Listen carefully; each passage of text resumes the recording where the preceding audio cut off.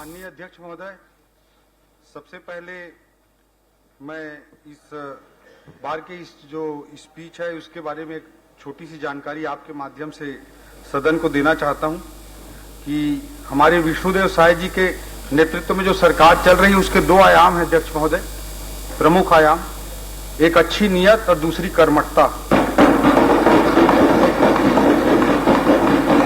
उसी कर्मठता से प्रेरित होकर अध्यक्ष महोदय इस बार का बजट भाषण मैंने खुद अपने हाथ से अपने हैंडराइटिंग से लिखा है और उसी की प्रतिलिपि सभी सम्मानीय सदस्यों को उपलब्ध कराई है, मेरी हैंडराइटिंग वाली प्रति। माननीय अध्यक्ष महोदय, हमारे छत्तीसगढ़ के युवा प्रतिभा आशुतोष ने कहा है, कोई जो पूछे शौर्य का पर्याय तो तुम वीर नारायण गुंडाधुर की तलवार लिख देना। कोई जो पूछे शौर्य का पर्याय तो तुम वीर नारायण गुंडाधुर की तलवार लिख देना। कोई जो पूछे समानता का पर्याय तो तुम गुरु घासीदास महान लिख देना। कोई जो पूछे राम राम का पर्याय तो छत्तीसगढ़ी में जय जोहार लिख देना। और कोई जो पूछे चारों धाम का पर्याय तो तुम मेरे छत्तीसगढ़ का नाम लिख देना। अध्यक्ष महोदय, इसी छत्तीसगढ़ की भूमि में आधुनिक भारत के सांस्कृतिक अग्रदूत स्वामी विवेकानंद जी ने कलकत्ता के बाद अपना सर्वाधिक समय व्यतीत किया। इसी छत्तीसगढ़ की भूमि में रामगढ़ की पहाड़ियों में कालिदास जी ने प्रेम के प्रतीक मेघदूत की रचना की थी। इसी छत्तीसगढ़ की भूमि में मुकुटधर पांडे जी ने छायावाद की पहली कविता लिखी थी और माधवराव सप्रे जी ने हिंदी की पहली कहानी लिखी थी। इसी माटी की माता सबरी ने स्नेह और विश्वास, निश्चल प्रेम ने तीनों लोक के अधिपति श्री राम को जूठे बेर खाने पर परम तृप्ति का अनुभव करा दिया था। मैं अपने ऐसे छत्तीसगढ़ की माटी को सबसे पहले प्रणाम करता हूं और इस महान छत्तीसगढ़ की 3 करोड़ महान जनता को भी नतमस्तक होकर राम राम करता हूं, जय जोहार करता हूं। अध्यक्ष महोदय, लोकतंत्र की बुनियाद है भरोसा। विश्वास ही लोकतंत्र का शोक स्तंभ है। पिछली सरकार ने लोकतंत्र किसी विश्वास की हत्या की थी, इसी विश्वास को चोट पहुंचाया था। छत्तीसगढ़ में लोकतंत्र के समक्ष उत्पन्न इसी भरोसे के संकट से पार पाकर हमारी सरकार ने मुख्यमंत्री श्री विष्णुदेव साय जी के नेतृत्व में अपने कार्यकाल के पहले साल को विश्वास वर्ष के रूप में स्थापित किया।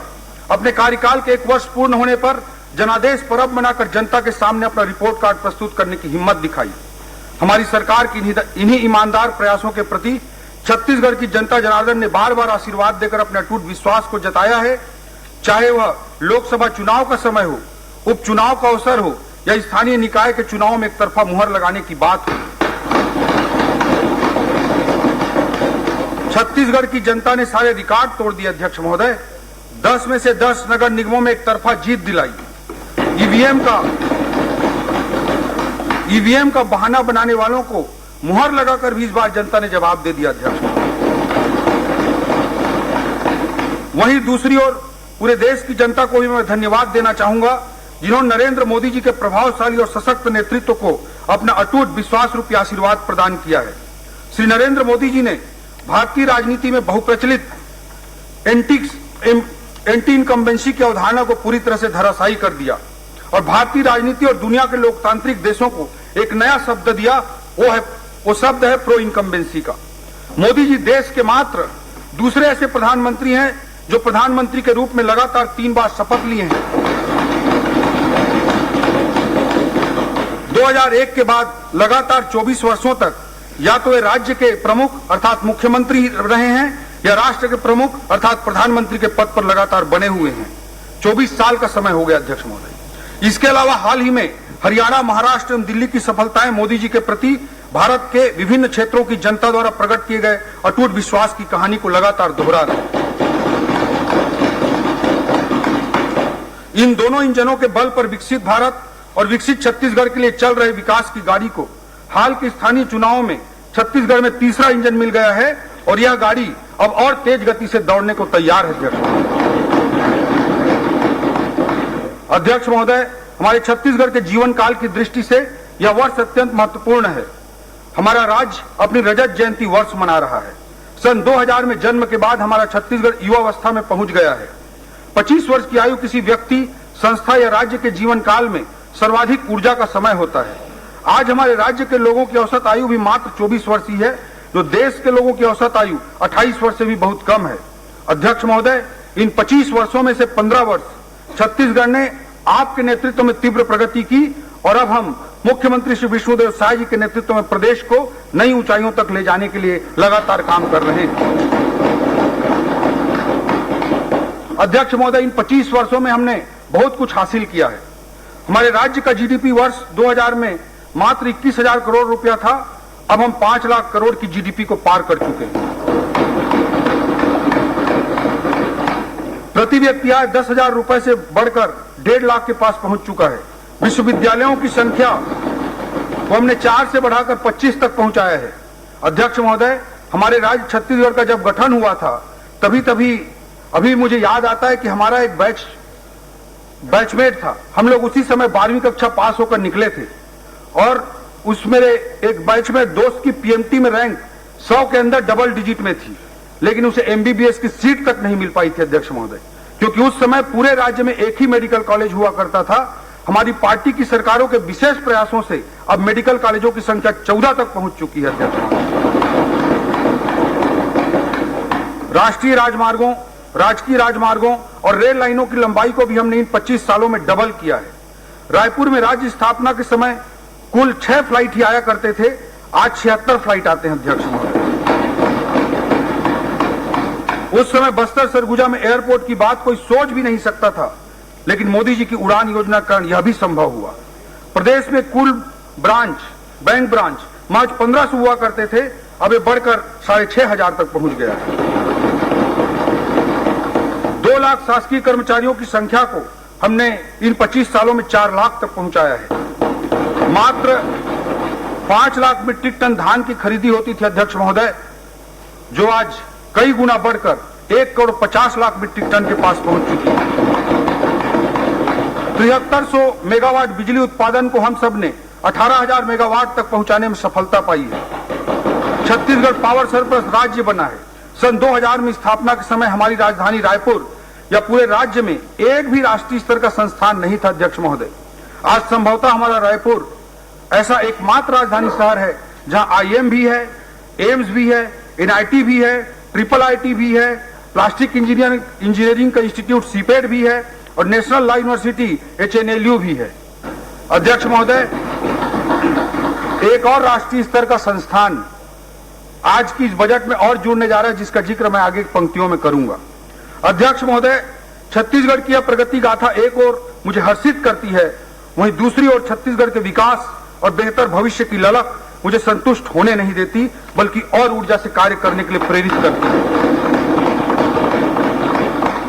अध्यक्ष महोदय, देश के यशस्वी प्रधानमंत्री श्री नरेंद्र मोदी जी ने कहा है, किसी भी राष्ट्र के जीवन काल में एक पड़ाव आता है जब राष्ट्र अपनी विकास यात्रा में तेजी से प्रगति कर सकता है, और भारत के लिए यह वह समय चल रहा है, अमृत काल चल रहा है, जो भारत के इतिहास का यह कालखंड ऐसा कालखंड है जब देश एक लंबी छलांग लगाने जा रहा है।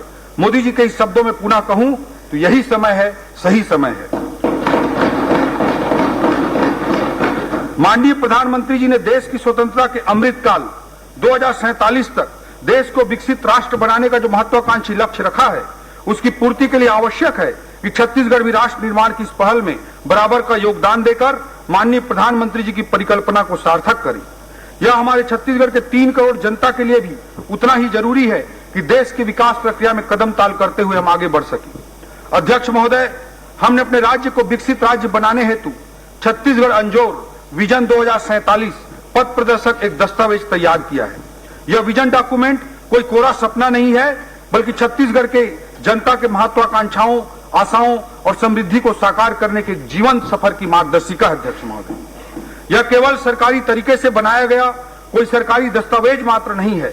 हमने राज्य के सभी वर्गों से विचार विमर्श कर इसको मूर्त रूप प्रदान किया है, क्योंकि हम जानते हैं कि विकसित छत्तीसगढ़ का स्वरूप केवल सरकार तय न करे, बल्कि यह जन भावनाओं से प्रेरित हो, यह हमारी मान्यता है। अध्यक्ष महोदय, हमारे विजन डॉक्यूमेंट में अल्पकालिक, मध्यकालिक और दीर्घकालिक लक्ष्य उनको प्राप्त करने की रणनीति शामिल है। हमारी सरकार प्रत्येक बजट भी विजन डॉक्यूमेंट के अनुरूप ही उठा करके एक एक कदम के रूप में प्रस्तुत करेगी। पिछले सत्र में प्रस्तुत बजट से ज्ञान के रूप में समावेशी विकास की जो नींव हमारे द्वारा रखी गई थी, आज का बजट उसी विकास श्रृंखला का अगला पड़ाव है। हमने पिछले बजट में ज्ञान तथा गरीब, युवा, अन्नदाता, किसान और नारी को केंद्र बिंदु बनाकर योजनाओं का न केवल निर्माण किया, अपितु मुख्यमंत्री विष्णुदेव साय जी के नेतृत्व में पिछले पूरे 1 साल इन योजनाओं को जनता तक साय साय पहुंचाया भी है। अध्यक्ष महोदय, इस बजट के शुरुआत में मैं ज्ञान अर्थात अंत्योदय या समावेशी विकास को सुनिश्चित करने के लिए आवश्यक रणनीति गति का जिक्र करना चाहूंगा। अध्यक्ष महोदय, पिछले बार हमने ज्ञान को केंद्र बिंदु बनाया था। ज्ञान अर्थात गरीब, युवा, अन्नदाता और नारी, इनको अगर हमको आगे बढ़ाना है, इनका अगर हमको उत्थान करना है तो गति आवश्यक है। अध्यक्ष महोदय, उसे आगे बढ़ाने के लिए, ज्ञान को आगे बढ़ाने के लिए गति की रणनीति आवश्यक है। गति में जी का अर्थ है गुड गवर्नेंस, ए का अर्थ है एक्सीलरेटिंग इंफ्रास्ट्रक्चर, टी का अर्थ है टेक्नोलॉजी और आई का अर्थ है इंडस्ट्रियल ग्रोथ। अध्यक्ष महोदय,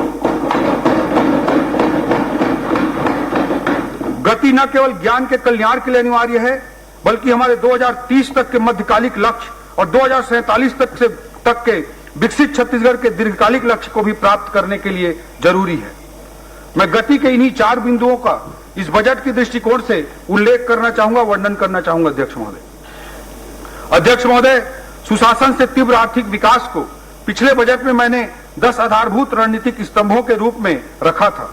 माननीय श्री विष्णुदेव साय जी के नेतृत्व में हमने सुशासन एवं अभिसरण विभाग का गठन किया है, ताकि हम प्रधानमंत्री जी के सुशासन के सूत्रवाक्य मैक्सिमम गवर्नेंस मिनिमम गवर्नमेंट की ओर अग्रसर हो सके। एक नए विभाग के रूप में इसे स्थापित करने वाला छत्तीसगढ़ संभवतः देश का पहला राज्य है। अध्यक्ष महोदय, लाल फीताशाही को खत्म करने के लिए हम ई ऑफिस प्रणाली अपना रहे हैं, ताकि ऑनलाइन तरीके से समय पर फाइलों का निपटारा हो, विलंब की जिम्मेदारी तय हो, भ्रष्टाचार की आशंका को भी कम किया जा सके। सरकारी सुविधाओं और योजनाओं की आसान और सुनिश्चित डिलीवरी के लिए हम डिजिटल गवर्नेंस का उपयोग कर रहे हैं। सरकार की योजनाओं के क्रियान्वयन पर सतत निगरानी रखने के लिए माननीय मुख्यमंत्री जी के द्वारा डैशबोर्ड अटल मॉनिटरिंग पोर्टल आरंभ किया गया है। आज के इस बजट में इस हेतु 10 करोड़ रुपए का प्रावधान किया गया है। सरकारी खरीदों में भ्रष्टाचार रोकने के लिए हमने जेम पोर्टल से खरीदी की प्रक्रिया को फिर से प्रारंभ किया है। माननीय मुख्यमंत्री जी के नेतृत्व में हमारी सरकार छत्तीसगढ़ में ease of doing business EODB को बढ़ावा देने के लिए दृढ़ संकल्पित है। हमारे द्वारा प्रथम चरण में 20 विभागों के कुल 216 सुधारों को लागू करने का लक्ष्य रखा गया है। इस पूरी मुहिम, जिसे ब्रैप कहते हैं अध्यक्ष महोदय, बिजनेस रिफॉर्म एक्शन प्लान, का मूल उद्देश्य व्यवस्था में पारदर्शिता लाना तथा नियमों में सरलीकरण करके प्रक्रियाओं को आसान बनाना है। स्टाम्प और पंजीयन विभाग द्वारा सूचना प्रौद्योगिकी का बेहतर उपयोग करते हुए आम जनता को सुविधा प्रदान करने के लिए अनेक कदम उठाए जा रहे हैं। सुगम ऐप के माध्यम से फर्जी रजिस्ट्री को रोकने में मदद मिल रही है। अनेक प्रक्रियाओं को पेपरलेस और फेसलेस भी किया जा रहा है। पंजीयन के 20 मैदानी कार्यालयों को आदर्श उप पंजीयक कार्यालय बनाने के लिए इस बजट में 20 करोड़ का प्रावधान किया गया है। पासपोर्ट ऑफिस की तर्ज पर जमीन रजिस्ट्री हेतु भी लोगों के लिए आसान व्यवस्था स्थापित की जाएगी। हक त्याग एवं बंटवारा में लगने वाले लाखों रुपए के शुल्क के स्थान पर अब मात्र 500 रुपए का प्रावधान कर दिया गया है। इससे भविष्य में उत्पन्न होने वाले लाखों राजस्व विवादों को रोका जा सकेगा।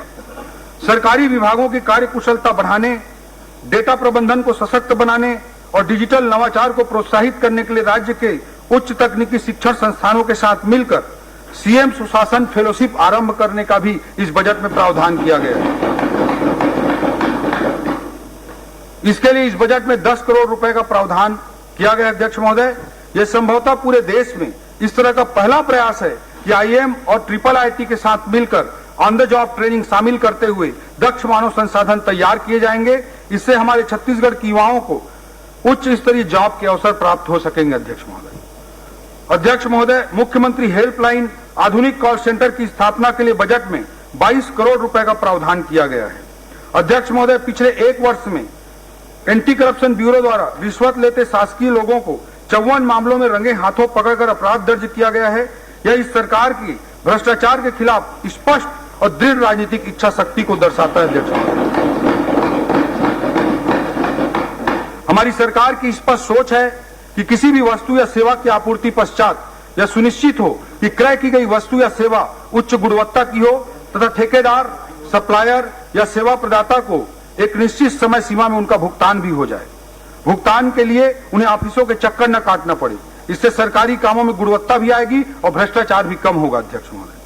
अध्यक्ष महोदय, लोक सेवकों द्वारा उत्कृष्ट कार्य करने पर पीएम एक्सीलेंसी अवार्ड की तर्ज पर प्रदेश में भी एक अवार्ड स्थापित किया जा रहा है। इसके लिए इस बजट में 1 करोड़ रुपए का बजटीय प्रावधान किया गया है और पीएम एक्सीलेंसी अवार्ड की तरह राज्य में सीएम एक्सीलेंसी अवार्ड आने वाले समय में प्रदान किए जाएंगे।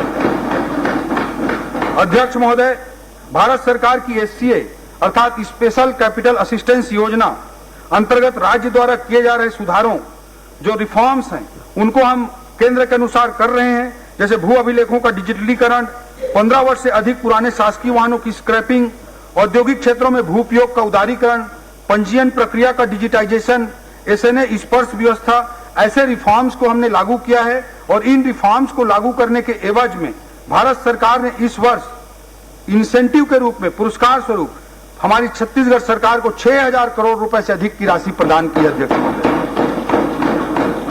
अध्यक्ष महोदय, पिछली सरकार में डीएमएफ भ्रष्टाचार का पर्याय बन गया था। माननीय मुख्यमंत्री जी के नेतृत्व में हमने दंतेवाड़ा में मेडिकल कॉलेज का निर्माण 250 करोड़ रुपए से अधिक की लागत से डीएमएफ से करने का निर्णय लिया है। अध्यक्ष महोदय, डीएमएफ के सदुपयोग के ऐसे अनेकों उदाहरण हम आने वाले वर्षों में और स्थापित करेंगे। आने वाले समय में डीएमएफ अंतर्गत किए गए कार्यों का सोशल ऑडिट भी सुनिश्चित किया जाएगा। अध्यक्ष महोदय, सुधारों का यह प्रारंभ है और यही सुधार हैं जिनके पायदान पर चढ़कर छत्तीसगढ़ अमृत काल के लक्ष्यों को प्राप्त करने के लिए तेजी से आगे बढ़ेगा। अध्यक्ष महोदय, गति के दूसरे बिंदु एक्सेलरेटिंग इंफ्रास्ट्रक्चर, अधोसंरचना को बढ़ावा देना, उस बिंदु पर मैं आना चाहता हूं। अध्यक्ष महोदय, अधिकाधिक पूंजीगत व्यय, मैक्सिमम कैपिटल एक्सपेंडिचर को भी मैंने अपने पिछले बजट में 10 में से एक आधार स्तंभ के रूप में उल्लेख किया था। पूर्व में मैंने आज हमारे राज्य के 25 वर्षों की उपलब्धियों का विस्तार से जिक्र किया है। छत्तीसगढ़ की उपलब्धियों का गौरवगान इस राज्य के निर्माता भारत रत्न श्रद्धेय अटल बिहारी वाजपेयी जी को स्मरण किए बिना अधूरा है। यह सुखद संयोग ही है कि इस वर्ष को हम अपने राज्य में राज्य के रजत जयंती वर्ष के रूप में मना रहे हैं। वहीं यह वर्ष अटल जी का जन्म शताब्दी वर्ष भी है। पिछली सरकार के द्वारा पैदा किए गए भरोसे के संकट के खंडहर पर हमने फिर से नवनिर्माण का संकल्प लिया है। यह न केवल भरोसे के निर्माण का संकल्प है, बल्कि छत्तीसगढ़ के निर्माण का भी संकल्प है। हमने इसलिए छत्तीसगढ़ में इस वर्ष को अटल निर्माण वर्ष के रूप में मनाने का निर्णय हमारे मुख्यमंत्री जी के नेतृत्व में लिया है। यह निर्माण इंफ्रा का निर्माण तो होगा ही, इस निर्माण का आशय सभी क्षेत्रों में नए अवसरों का भी नवनिर्माण है।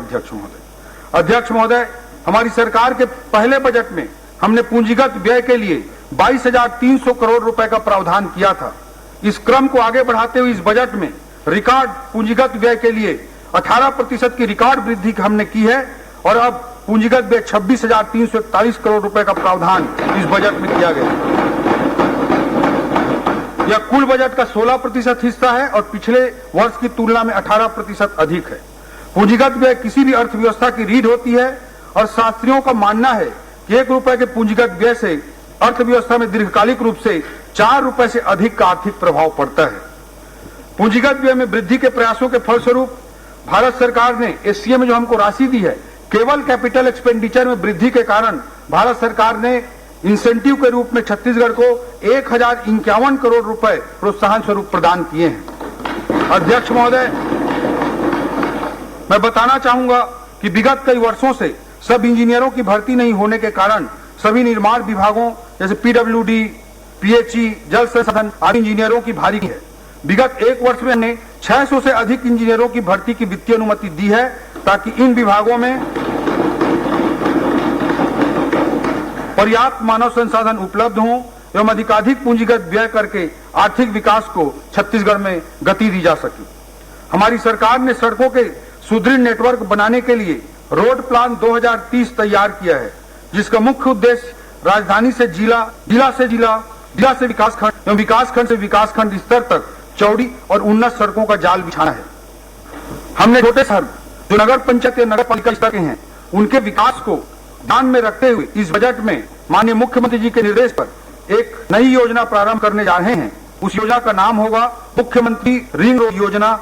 ये नया योजना प्रारंभ होने जा रहा है। इसके लिए इस बजट में प्रारंभिक तौर पर 100 करोड़ रुपए का प्रावधान किया गया।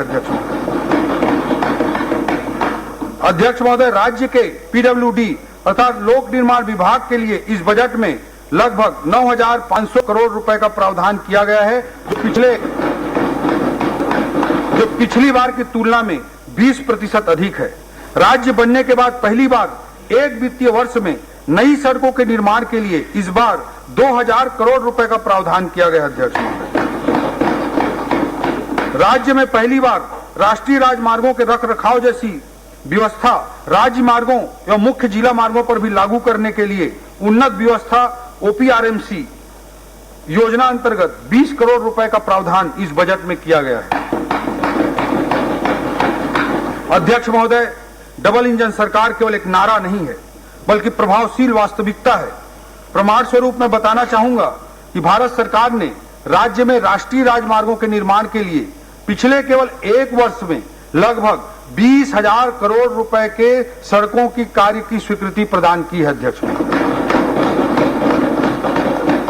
राज्य के ग्रामीण क्षेत्रों में पक्की 12 सड़कों के निर्माण के लिए PMGSY अंतर्गत 845 करोड़, विशेष पिछड़ी जनजाति वाले बसाहटों को पक्की सड़क से जोड़ने के लिए प्रधानमंत्री जनमन योजना अंतर्गत 500 करोड़ तथा मुख्यमंत्री ग्राम सड़क योजना MMGSY अंतर्गत 119 करोड़ रुपए का प्रावधान किया गया। अध्यक्ष, नगर निगम क्षेत्र जो हमारे छत्तीसगढ़ के 14 बड़े नगरीय निकाय हैं, 14 नगर निगम हैं, उनमें सुनियोजित विकास को बढ़ावा देने के लिए भी इस बजट में एक नई योजना प्रारंभ की जा रही है। इस योजना का नाम मुख्यमंत्री नगरोत्थान योजना रहेगी। अध्यक्ष महोदय, इसके लिए इस बजट में 500 करोड़ रुपए का वित्तीय प्रावधान किया गया। अध्यक्ष, जगदलपुर, अंबिकापुर एवं बिलासपुर एयरपोर्टों के विकास कार्यों के लिए बजटीय प्रावधान किए गए हैं। ज्यादा से ज्यादा फ्लाइट संचालन हो सके इसके लिए 40 करोड़ रुपए का BGF का भी प्रावधान किया गया है। माननीय प्रधानमंत्री जी के नदियों को जोड़ने की महत्वाकांक्षी लक्ष्य को भी हम पूरा करने के लिए मुख्यमंत्री जी के नेतृत्व में आगे बढ़ रहे हैं। अध्यक्ष महोदय, महानदी एवं इंद्रावती नदी को जोड़ने के लिए और केवई नदी और हसदेव नदी को आपस में जोड़ने के लिए सर्वे कार्य कराने के लिए भी इस बजट में प्रावधान किया गया है। हमने अपने जनसंकल्प पत्र के अनुरूप रायपुर एवं आसपास के क्षेत्रों को शामिल करते हुए NCR की तर्ज पर SCR अर्थात स्टेट कैपिटल रीजन विकसित करने का निर्णय लिए हैं। जैसे नेशनल कैपिटल रीजन है वैसे स्टेट कैपिटल रीजन बनाने का भी निर्णय हमारी सरकार ने लिया है। इसके लिए बजट में स्टेट कैपिटल रीजन के कार्यालय की स्थापना के लिए भी बजट का प्रावधान कर दिया गया है। सर्वे और DPR निर्माण हेतु भी इस बजट में 5 करोड़ रुपए का प्रावधान किया गया है। आज बड़े शहरों की जरूरत मेट्रो, मिनी मेट्रो के रूप में सामने आ रही है। अध्यक्ष महोदय, इस बात को ध्यान में रखते हुए, भविष्य की जरूरतों को ध्यान में रखते हुए रायपुर से दुर्ग तक मेट्रो रेल सुविधा के सर्वे का कार्य भी इस बजट में प्रावधानित है। 5 करोड़ रुपए का प्रावधान किया जाएगा। रायपुर शहर में कैनाल रोड फेज 3 का निर्माण, पंडरी से मोवा फ्लाईओवर ब्रिज का निर्माण, एक्सप्रेसवे फेज 2 का निर्माण, कटघोरा से दीपका 4 लेन सड़क का निर्माण, रायगढ़ से महापल्ली 4 लेन सड़क का निर्माण, अंबिकापुर अंबेडकर चौक से वाराणसी मार्ग 4 लेन सड़क का निर्माण, ऐसे अनेकों कार्यों को इस बार प्रमुखता से इस बजट में अधोसंरचनात्मक कार्यों को जोड़ा गया है। पेयजल व्यवस्था हेतु भी जल जीवन मिशन योजना अंतर्गत 4,500 करोड़ रुपए का बजटीय प्रावधान इस बार किया गया है। गति के तीसरे बिंदु T अर्थात टेक्नोलॉजी पर मैं अब चर्चा करना चाहूंगा। अध्यक्ष महोदय, औद्योगिक क्रांति से लेकर डिजिटल युग तक तकनीकी प्रगति ने पूरी दुनिया में लगातार आर्थिक विकास को गति प्रदान की है। आज दुनिया चौथी औद्योगिक क्रांति के मुहाने पर खड़ी है, जहां AI, artificial intelligence, blockchain, IoT, renewable energy प्रौद्योगिकियां केवल उपकरण ही नहीं हैं, बल्कि ये परिवर्तनकारी शक्तियां हैं। नवाचार उद्योगों को नए सिरे से परिभाषित कर रहे हैं। टेक्नोलॉजी किसी भी आधुनिक अर्थव्यवस्था का आज की तारीख में प्रवेश द्वार बन चुका है। अध्यक्ष महोदय, मोबाइल कनेक्टिविटी तकनीकी क्रांति का सूत्रधार है, या फिर कहूं तो ये आज के आधुनिक युग का वाहक है। किंतु प्रदेश के ऐसे सुदूर अंचल हैं जहां आज भी दूरसंचार की क्रांति से ये अंचल वंचित हैं। इस कमी को दूर करने के लिए मुख्यमंत्री जी के निर्देश पर एक नई योजना का इस बजट में प्रावधान किया गया। अध्यक्ष महोदय, इस योजना का नाम होगा मुख्यमंत्री मोबाइल टावर योजना। इसका प्रथम चरण इस बजट में प्रावधान प्रथम चरण का किया गया है। इससे जो मोबाइल कनेक्टिविटी नहीं हो रही है, ऐसे गांवों को मोबाइल कनेक्टिविटी से जोड़ने का काम वीजीएफ के माध्यम से किया जाएगा। जिससे ऐसे क्षेत्रों में टेलीकॉम सेवा प्रदाताओं को मोबाइल टावर लगाने के लिए वीजीएफ के माध्यम से प्रोत्साहित करेंगे। इसके लिए इस बजट में प्रावधान किया गया। अध्यक्ष महोदय, स्टेट डेटा सेंटर की स्थापना के लिए 40 करोड़, स्वान के संचालन के लिए 18 करोड़, डिजिटल गवर्नेंस के लिए 9 करोड़ का भी प्रावधान किया गया है। आईटी के माध्यम से न्यायिक व्यवस्था को सुदृढ़ करने के लिए न्यायालयों के कंप्यूटरीकरण के लिए 37 करोड़ का प्रावधान किया गया है। डिजिटल क्रॉप सर्वे के लिए 40 करोड़ का प्रावधान किया गया है। ई धरती योजना के अंतर्गत भू अभिलेखों के डिजिटलीकरण के लिए 48 करोड़ रुपए का प्रावधान किया गया है। वित्तीय टेक्नोलॉजी आधारित वित्तीय प्रबंधन के लिए इफमिस की व्यवस्था को लागू करने के लिए 45 करोड़ और आबकारी विभाग में centralised command and control system को स्थापित करने के लिए 3 करोड़ रुपए का प्रावधान किया गया है।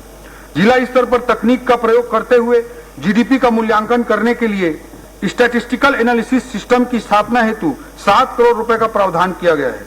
यह दुर्भाग्यजनक है अध्यक्ष महोदय कि अब तक जिलों का पृथक से जीडीपी की गणना नहीं की जाती थी। अब विभिन्न जिलों के जीडीपी की गणना की जा सकेगी एवं जिलावार विकास रणनीति भारत सरकार की तरह एस्पिरेशनल डिस्ट्रिक्ट आकांक्षी जिलों की तरह हम योजना बनाकर रणनीतिबद्ध ढंग से काम कर सकेंगे। नवाचारों को प्रोत्साहित करने तथा प्रशासन में इमर्जिंग टेक्नोलॉजी के उपयोग को बढ़ावा देने के लिए भी बजट में अलग से 5 करोड़ रुपए का प्रावधान किया गया। अध्यक्ष महोदय, गति के चौथे बिंदु इंडस्ट्रियल ग्रोथ पर मैं आता हूं। अध्यक्ष महोदय, हमारे राज्य की आबादी की औसत आयु को देखते हुए एवं राज्य में ज्यादा से ज्यादा रोजगार सृजन करने के लिए राज्य की नई औद्योगिक नीति को माननीय मुख्यमंत्री जी की मंशानुरूप निवेश आधारित न बनाकर रोजगार सृजन पर केंद्रित बनाया गया। अध्यक्ष महोदय, इसे सर्वसमावेशी बनाते हुए समाज के कमजोर वर्ग, महिला, नक्सल पीड़ित, नक्सल समर्पित और अग्निवीर जैसे विशेष समुदायों के लिए विशेष प्रावधान किए गए हैं। अध्यक्ष महोदय, निवेशकों को राज्य में आकर्षित और प्रोत्साहित करने के लिए हाल ही में मुख्यमंत्री जी के नेतृत्व में दिल्ली और मुंबई में इन्वेस्टर्स कनेक्ट कार्यक्रम आयोजित किए गए, जिसमें देश के बड़े उद्योगपतियों ने विभिन्न क्षेत्रों जैसे प्लास्टिक, टेक्सटाइल, खाद्य प्रसंस्करण, सीमेंट, आईटी आदि में निवेश की इच्छा जताई है। आज हमारी नई औद्योगिक नीति का नतीजा है कि सेमीकंडक्टर, रिन्यूएबल एनर्जी जैसे क्षेत्रों में भी निवेश के लिए कंपनियां छत्तीसगढ़ में आ रही हैं। नवा रायपुर में फार्मास्यूटिकल पार्क तथा जांजगीर चांपा में स्मार्ट इंडस्ट्रियल पार्क का प्रावधान इसी वर्ष 195 करोड़ रुपए के लागत से किया गया है। नई औद्योगिक नीति को आकर्षक बनाने एवं इसके सफल क्रियान्वयन के लिए पूंजी अनुदान 700 करोड़ रुपया, ब्याज अनुदान 200 करोड़ रुपया और प्रतिपूर्ति अनुदान 100 करोड़ रुपया प्रावधान किया गया है। यह पिछले वर्षों के बजट की तुलना में लगभग 3 गुना अधिक है। अध्यक्ष महोदय, खाद्य प्रसंस्करण के क्षेत्र में छत्तीसगढ़ में असीम संभावनाएं हैं, अतः फूड पार्कों की स्थापना हेतु 17 करोड़, प्रधानमंत्री सूक्ष्म खाद्य उद्योग उन्नयन योजना हेतु 46 करोड़, इसके साथ ही नए औद्योगिक क्षेत्रों की स्थापना हेतु 23 करोड़ का इस बजट में प्रावधान किया गया है। विगत वर्षों में उद्योगों को अनुदान मिलने वाली राशि समय पर न मिल पाने के कारण व्यवसायियों को व्यवहारिक परेशानियों का सामना करना पड़ता था। अध्यक्ष महोदय, मैं अवगत कराना चाहूंगा कि पूर्व वर्ष के लगभग 700 करोड़ रुपए के दायित्वों को हमारी सरकार ने इस वर्ष भुगतान करने का बीड़ा उठाया और ये 700 करोड़ रुपए का भुगतान किया है। अध्यक्ष महोदय, उद्योगों को बढ़ावा देना हमारी सर्वोच्च प्राथमिकता है। इसका सबसे बड़ा परिचायक है कि हमने उद्योग विभाग के बजट को पिछले वर्ष की तुलना में इस वर्ष दोगुने से भी अधिक करते हुए 1420 करोड़ रुपए का प्रावधान किया है। हमारी सरकार ने पर्यटन को भी उद्योग का दर्जा दिया है। हमारी मंशा है कि प्रदेश में मैन्युफैक्चरिंग के साथ साथ सर्विस सेक्टर में भी तेजी से ग्रोथ हो और हमारे राज्य के कोर उद्योगों के साथ साथ अन्य नए क्षेत्र जैसे pharmaceutical, textile, semiconductor, data centre जैसे क्षेत्रों में ज्यादा से ज्यादा रोजगार के संभावनाएं निर्मित हों। अध्यक्ष महोदय, छत्तीसगढ़ चेंबर ऑफ कॉमर्स को कार्यालय हेतु नवा रायपुर अटल नगर में रियायती दर पर भूमि आवंटन करने के लिए भी इस बजट में प्रावधान किया गया है। अध्यक्ष महोदय, जिला उद्योग कार्यालय राजनांदगांव, जगदलपुर, कोंडागांव, बालोद, महासमुंद और बिलासपुर में भवनों के निर्माण का भी इस बजट में प्रावधान किया गया। अध्यक्ष महोदय, अब मैं इस वित्तीय वर्ष में जो आर्थिक स्थिति है उसके कुछ डाटा प्रस्तुत करना चाहूंगा। वर्ष 2024-25 के आर्थिक सर्वेक्षण के अनुसार स्थिर दर पर हमारे राज्य के जीएसडीपी सकल घरेलू उत्पाद में 7.51% की वृद्धि अनुमानित है। अध्यक्ष महोदय, इसी अवधि में देश के जीडीपी में 6.4% की वृद्धि अनुमानित है। देश का राष्ट्रीय औसत का वृद्धि 6.4% का है और हमारे राज्य का 7.51% का वृद्धि हो रही है। यह स्पष्ट रूप से दर्शाता है कि हमारा राज्य अधिक प्रभावशाली और उत्कृष्ट प्रदर्शन करते हुए अधिक तीव्रता से आगे बढ़ रहा है। प्रचलित दर पर राज्य का जीएसडीपी 2023-24 में 5,12,000 करोड़ अनुमानित था, जो वर्ष 2024-25 में बढ़कर 5,67,880 करोड़ रुपए अनुमानित है। इसमें लगभग 11% की वृद्धि अनुमानित है। वर्ष 2025-26 में भी 12% की वृद्धि के साथ राज्य का जीएसडीपी 6,35,918 करोड़ रुपए तक पहुंचने का आकलन किया गया। अध्यक्ष महोदय, विभिन्न क्षेत्रों में हमारे राज्य का प्रदर्शन सराहनीय रहा है। वर्ष 2024-25 में स्थिर भाव पर कृषि क्षेत्र में हमारे राज्य का विकास दर 5.38% है, जबकि देश की औसत 3.76% है। औद्योगिक क्षेत्र में राष्ट्रीय वृद्धि की औसत 6.22% है, जबकि हमारे राज्य में 6.92% है। सेवा क्षेत्र में राष्ट्रीय औसत 7.22% की है और हमारे राज्य की 8.45% की अनुमानित है। यह तुलना दर्शाती है कि हमारे राज्य के सभी क्षेत्रों में राष्ट्रीय औसत से बेहतर प्रदर्शन हो रहा है।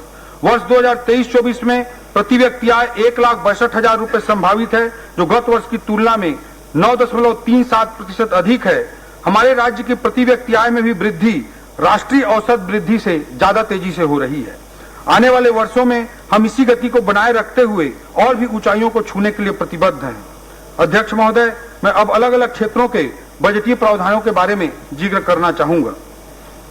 सबसे पहले मैं संस्कृति क्षेत्र के विषयों पर बात करना चाहूंगा। अध्यक्ष महोदय, श्रद्धेय अटल जी ने कहा है, मैं शंकर का वह क्रोधानल कर सकता जगती छार छार, डमरू की वह प्रलय ध्वनि हूं जिसमें नचता भीषण संहार। रणचंडी की अतृप्त प्यास, मैं दुर्गा का उन्मत्त हास, मैं यम की प्रलयंकर पुकार, जलते मरघट का धुआंधार। फिर अंतरतम की ज्वाला से जगती में आग लगा दूं मैं, यदि धधक उठे जलथल अंबर, जल चेतन तो कैसा विस्मय। हिंदू तन मन, हिंदू जीवन, रग रग हिंदू मेरा परिचय।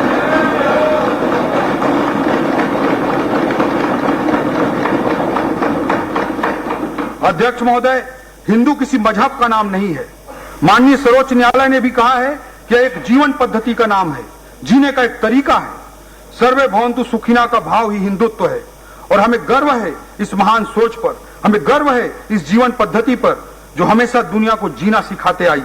और आज पूरी दुनिया को यह वर्ल्ड ऑर्डर और पीस तथा विश्व व्यवस्था और शांति की गारंटी अगर कोई दे सकता है तो हिंदू की विचारधारा दे सकती है। अध्यक्ष महोदय, दीनदयाल उपाध्याय जी का सांस्कृतिक राष्ट्रवाद इस हिंदुत्व का अनिवार्य हिस्सा है। सांस्कृतिक राष्ट्रवाद भी कोई अमूर्त अवधारणा नहीं है। अध्यक्ष महोदय, इसका सीधा अर्थ इतना ही है कि राष्ट्र का आधार संस्कृति होता है। पश्चिम केवल राज्य को परिभाषित करता है। अध्यक्ष महोदय, जीवंत राष्ट्र की परिकल्पना कभी पश्चिम की डिक्शनरी में नहीं हो सकती है। पश्चिम कहता है कि राज्य के 4 अंग होते हैं, जनसंख्या, क्षेत्रफल, सरकार और संप्रभुता। पश्चिम नहीं समझ सकता कि राष्ट्र का प्राण तत्व संस्कृति होता है। दुर्भाग्य से हमारी शिक्षा पद्धति भी अधिकांश अवसरों में यही पढ़ाते सिखाती आई अध्यक्ष महोदय, ये हमारा दुर्भाग्य रहा। तीर्थराज प्रयाग के त्रिवेणी पर जो भारत दिखा ना, वही संस्कृति आधारित राष्ट्र है। प्रयागराज के त्रिवेणी से लेकर राजिम के त्रिवेणी तक, भगवान श्री राम के ननिहाल छत्तीसगढ़ में सुदूर सामरी से लेकर सुकमा तक हमारे भांचा राम के जो पद चिन्ह है, वही इस राष्ट्र की संस्कृति का प्राणवायु है। अध्यक्ष महोदय, हम राज्य में सांस्कृतिक पहचान और राष्ट्रीय जन जागरण के लिए लगातार प्रयासरत हैं। इन्हीं प्रयासों के तहत प्रयागराज में आयोजित महाकुंभ में हमने छत्तीसगढ़ पवेलियन की स्थापना की, जहां हमारे प्रदेश के श्रद्धालुओं के लिए रुकने खान पान की व्यवस्था की गई। राज्य के 1.25 लाख श्रद्धालुओं ने इस सुविधा का लाभ उठाया। अध्यक्ष महोदय, कुंभ मेला में इस बार माननीय राज्यपाल महोदय, माननीय मुख्यमंत्री जी के साथ साथ हमारे छत्तीसगढ़ के सभी सम्मानीय सांसद, मंत्री एवं विधायकगण ने आपके विशेष आमंत्रण को स्वीकार किया अध्यक्ष महोदय, और पवित्र संगम के स्नान का सौभाग्य प्राप्त किया अध्यक्ष महोदय। इसके लिए मैं आपको धन्यवाद देना चाहता हूं। पिछले साल अयोध्या में भव्य राम मंदिर की स्थापना के बाद से ही हम छत्तीसगढ़ के भांचा राम के भक्तों को रामलला के दर्शन कराने के लिए विशेष योजना चला रहे हैं, जिसके तहत अब तक 22,000 से अधिक श्रद्धालुओं को रामलला का दर्शन कराया जा चुका है। अगले वित्त वर्ष के लिए इस बजट में इस प्रयोजन के लिए 36 करोड़ रुपए का प्रावधान किया गया है। सभी धर्मों के आस्था के केंद्र बिंदु डोंगरगढ़ में 59 करोड़ की लागत से परिक्रमा पथ तथा मां बमलेश्वरी मंदिर के सामने वाई सेप का पुल 21 करोड़ रुपए की लागत से, इन दोनों कार्यों की स्वीकृति इस वित्तीय वर्ष में जारी की जा रही है। अध्यक्ष महोदय, हमारी सरकार चंपारण, सिरपुर जैसे अन्य धार्मिक स्थलों के विकास को भी सुनिश्चित करने के लिए संकल्पित है। अध्यक्ष महोदय, छत्तीसगढ़ के बगियाला मिलजुल के सजाबो जी, हमर माटी हमर तीरथ है, अब राजिम कुंभ घलो नहाबो जी, एक छत्तीसगढ़ी व्यक्ति की भावना है। अध्यक्ष महोदय, हमने राजिम कुंभ का सुंदर आयोजन फिर से प्रारंभ किया है और आज के इस बजट में अगले साल के आयोजन के लिए 8 करोड़ रुपए का वित्तीय प्रावधान भी रखा गया है। छत्तीसगढ़ के श्रद्धालुओं को सिंधु दर्शन और कैलाश मानसरोवर यात्रा पर जाने के लिए बजटीय प्रावधान भी इस बजट में किया गया है। अध्यक्ष महोदय, अध्यक्ष महोदय, पिछली सरकार ने तीर्थ यात्रा योजना को बंद कर दिया था। मैं बताना चाहूंगा कि इस योजना अंतर्गत लगभग 2.5 लाख हितग्राहियों ने हरिद्वार, पुरी, द्वारिका, श्रवणबेलगोला, सारनाथ, सबरीमाला, वैष्णो देवी, स्वर्ण मंदिर इत्यादि महत्वपूर्ण धार्मिक स्थानों की यात्रा की थी। पिछले बजट में हमने इस योजना को पुनः आरंभ किया और आज की इस बजट में इस योजना को, तीर्थ यात्रा योजना को चलाने के लिए 15 करोड़ रुपए के वित्तीय प्रावधान की घोषणा की। अध्यक्ष महोदय, हमारे छत्तीसगढ़ और छत्तीसगढ़ की स्थानीय संस्कृति के लिए हमारी प्रतिबद्धता अनवरत अटूट रही है। विपक्षी साथियों की सरकारों को छत्तीसगढ़ राज्य बनाने का अवसर दशकों तक मिला, लेकिन उन्होंने नहीं बनाया। अगर छत्तीसगढ़ किसी ने बनाया तो श्रद्धेय अटल जी ने बनाया। हमने छत्तीसगढ़ी को राजभाषा का दर्जा दिया। हमने छत्तीसगढ़ राजभाषा आयोग का गठन किया। हमारे छत्तीसगढ़ के महान विभूतियों के नाम पर हमने अनेक अलंकरण स्थापित किए। हमारे छत्तीसगढ़ के धरोहर पद्मश्री कवि सुरेंद्र दुबे जी ने लिखा, अध्यक्ष महोदय, धन्य धन्य ये धरती, धन्य धन्य ये धरती जिसमें कौशल्या ने जन्म लिया, सीता का वनवास हुआ तो इस माटी ने शरण दिया। धन्य धन्य ये धरती जिसमें कौशल्या ने जन्म लिया, सीता का वनवास हुआ तो इस माटी ने शरण दिया। ये दक्षिण कौशल कुशावर्त सिरपुर इसकी राजधानी थी, कलचुरियों ने राज किया था, इसकी एक कहानी थी। ये वाल्मीकि की तपोभूमि, ये वाल्मीकि की तपोभूमि तुरतुरिया गुण गाती है, दोनों हाथ उठाकर बोलो छत्तीसगढ़ की माटी है।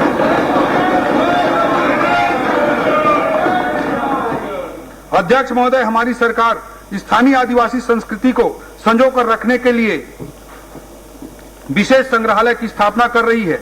इसमें राज्य के जनजातीय समुदायों की सांस्कृतिक विविधता के आर्टिफैक्ट्स को 14 गैलरियों में संजोया जाएगा। इसके साथ साथ शहीद बी नारायण सिंह आदिवासी स्वतंत्रता संग्राम सेनानी संग्रहालय के निर्माण को भी स्वीकृति प्रदान किया गया है। इसमें राज्य सरकार द्वारा 11 करोड़ रुपए की राशि लगाई जाएगी। हमारा प्रयास है यह दोनों संग्रहालय इस वर्ष प्रारंभ हो जाएं। इसके अलावा अनुसूचित जनजातियों के श्रद्धा एवं पूजा स्थलों के अखड़ा विकास के परिरक्षण एवं संवर्धन हेतु बजट में 2 करोड़ 50 लाख रुपए का प्रावधान किया गया है। जनजातीय गौरव दिवस, कर्मा महोत्सव, इनका आयोजन किया जाएगा। इसके लिए बृहद बजटीय प्रावधान इस बजट में किए गए हैं। स्थानीय कलाकारों को प्रोत्साहन हेतु अनेक बजटीय प्रावधान है। पर्यटन विभाग द्वारा नवा रायपुर में फिल्म सिटी का निर्माण किया जा रहा है। इससे भी स्थानीय फिल्म और संस्कृति को बढ़ावा मिलेगा। छत्तीसगढ़ के इतिहास, पुरातत्व और संस्कृति से दुनिया को रूबरू कराने के लिए निर्माणाधीन विधानसभा में एक कला दीर्घा का भी विकास किया जा रहा है। इसके लिए मैं आपको विशेष रूप से धन्यवाद देता हूं। जनजातीय समुदायों के आस्था के केंद्र देवगुड़ी के मरम्मत एवं विकास एवं संस्कृति के परिरक्षण एवं विकास हेतु 11 करोड़ 50 लाख रुपए का प्रावधान इस बजट में किया गया है। अध्यक्ष महोदय, इसके बाद मैं युवा एवं उनके रोजगार के बारे में इस बजट में चर्चा करना चाहूंगा। अध्यक्ष महोदय, मंडेला जी ने कहा था, youth is the engine of progress, अर्थात किसी राष्ट्र को विकासशील से विकसित और महान बनाने का सफर युवा शक्ति के योगदान के बिना संभव नहीं है। अभी हाल ही में जर्मन चांसलर ने अपनी भारत यात्रा के दौरान माननीय प्रधानमंत्री मोदी जी के समक्ष इस बात की घोषणा की थी कि जर्मनी में भारत के कुशल वर्क फोर्स के लिए वीजा जारी करने की सीमा 20,000 से बढ़ाकर लगभग 1 लाख कर दी जाएगी। विश्व पटल पर भारत की उभरती युवा शक्ति का सबसे बड़ा प्रमाण है। अध्यक्ष महोदय, विकसित देशों की आबादी तेजी से बूढ़ी हो रही है। आज जापान की औसत आयु 50 वर्ष, जर्मनी की औसत आयु 47 वर्ष, चीन की औसत आयु 40 वर्ष, अमेरिका की औसत आयु 39 वर्ष है। वहीं दूसरी ओर भारत की औसत आयु मात्र 28 वर्ष है। और अगर मैं छत्तीसगढ़ के औसत आयु की बात करूं तो देश की औसत आयु 28 वर्ष से भी कम 24 वर्ष ही है। डेमोग्राफिक डिविडेंड प्राप्त करने का हमारे राज्य के लिए सबसे अनुकूल समय है। अध्यक्ष महोदय, जैसा कि मैंने पूर्व में बताया कि हमने अपने औद्योगिक नीति को निवेश आधारित न बनाकर रोजगार सृजन पर आधारित बनाया है। जो छूट दी जाएगी, जो सब्सिडी दी जाएगी, उसका आधार निवेश की सीमा नहीं होगी, बल्कि अधिकाधिक रोजगार सृजन के क्राइटेरिया पर यह छूट और सब्सिडी प्रदान की जाएगी। तो सही मायने में हमारे सरकार के राज्य की युवा शक्ति के प्रति आस्था का हमारी सोच का प्रतीक है। युवाओं के प्रासंगिक कौशल विकास के लिए मुख्यमंत्री कौशल विकास योजना अंतर्गत 26 करोड़ रुपए का बजटीय प्रावधान इस बजट में किया गया है। अध्यक्ष महोदय, पिछले 25 सालों में रायपुर में निर्मित हुए राष्ट्रीय संस्थानों का मैंने जिक्र किया। एक नए राष्ट्रीय संस्थान की स्थापना की घोषणा इस बजट में और की जा रही है, जो रायपुर के और पूरे छत्तीसगढ़ के माथे पर एक और तिलक होगा। हमारा छत्तीसगढ़ कला कौशल जैसे बेल मेटल आर्ट, कोसा, टेराकोटा, बैम्बू आर्ट इत्यादि से परिपूर्ण है, किंतु आज आधुनिकता के दौर में इन्हें प्रासंगिक बनाना है। हमारे द्वारा नवा रायपुर में NIFT, national institute of fashion technology की स्थापना का निर्णय लिया गया है, जिससे इन कलाकृतियों को नया आधुनिक तरीके से वैश्विक बाजार में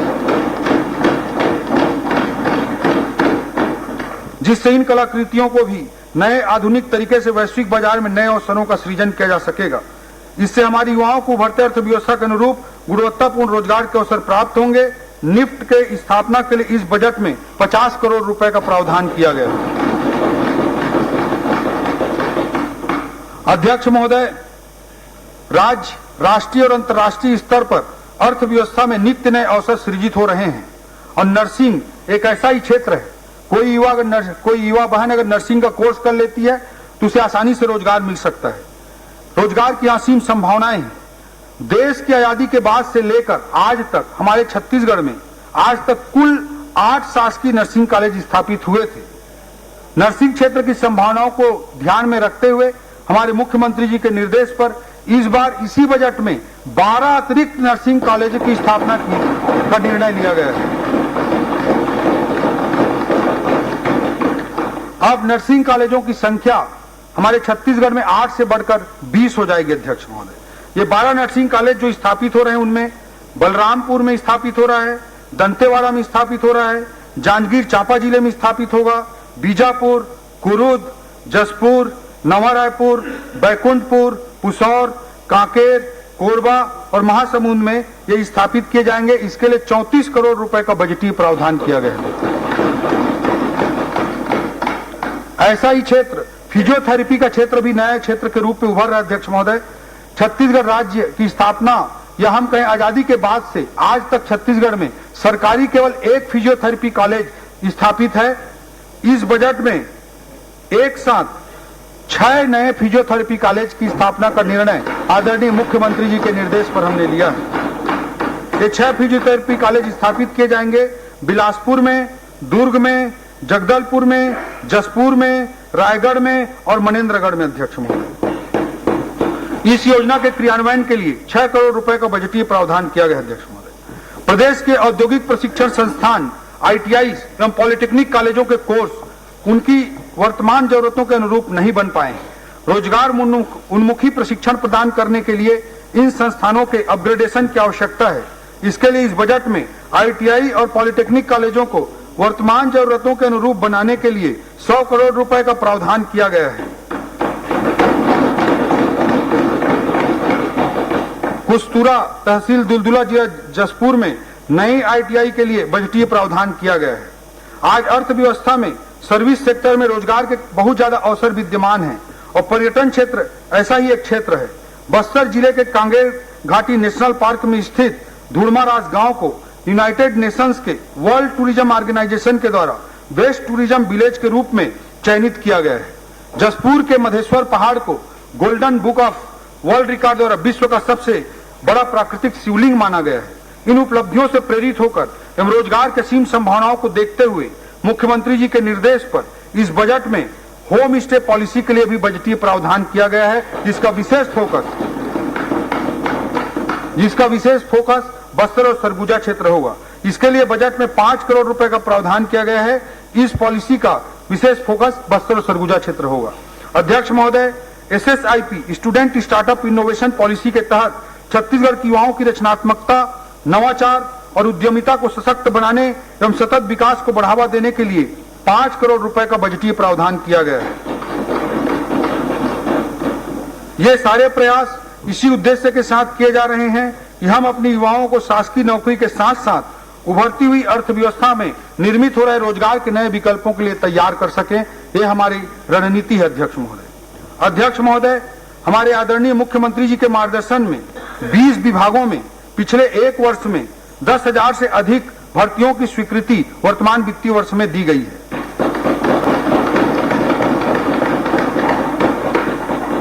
आने वाले वित्तीय वर्ष में भी माननीय मुख्यमंत्री जी के मार्गदर्शन में भर्ती हेतु पदों की स्वीकृति की प्रक्रिया को और तेज गति प्रदान की जाएगी। मुख्यमंत्री जी के मार्गदर्शन में स्कूलों के शिक्षकों एवं कॉलेजों के शैक्षणिक पदों की भर्ती के प्रथम चरण की स्वीकृति भी इस वित्तीय वर्ष में प्रदान की जाएगी। अध्यक्ष महोदय, खेल प्रोत्साहन। अध्यक्ष महोदय, हमारी सरकार पूरे प्रदेश में खेल प्रोत्साहन के लिए छत्तीसगढ़ क्रीड़ा प्रोत्साहन योजना लेकर आई है। अनेक प्रावधानों में से विशेष रूप से मैं उल्लेख करना चाहूंगा कि सरगुजा एवं दुर्ग संभाग में संभाग स्तरीय बहुउद्देशीय स्टेडियम निर्माण का प्रावधान 10 करोड़ रुपए का प्रावधान इस बजट में किया गया है।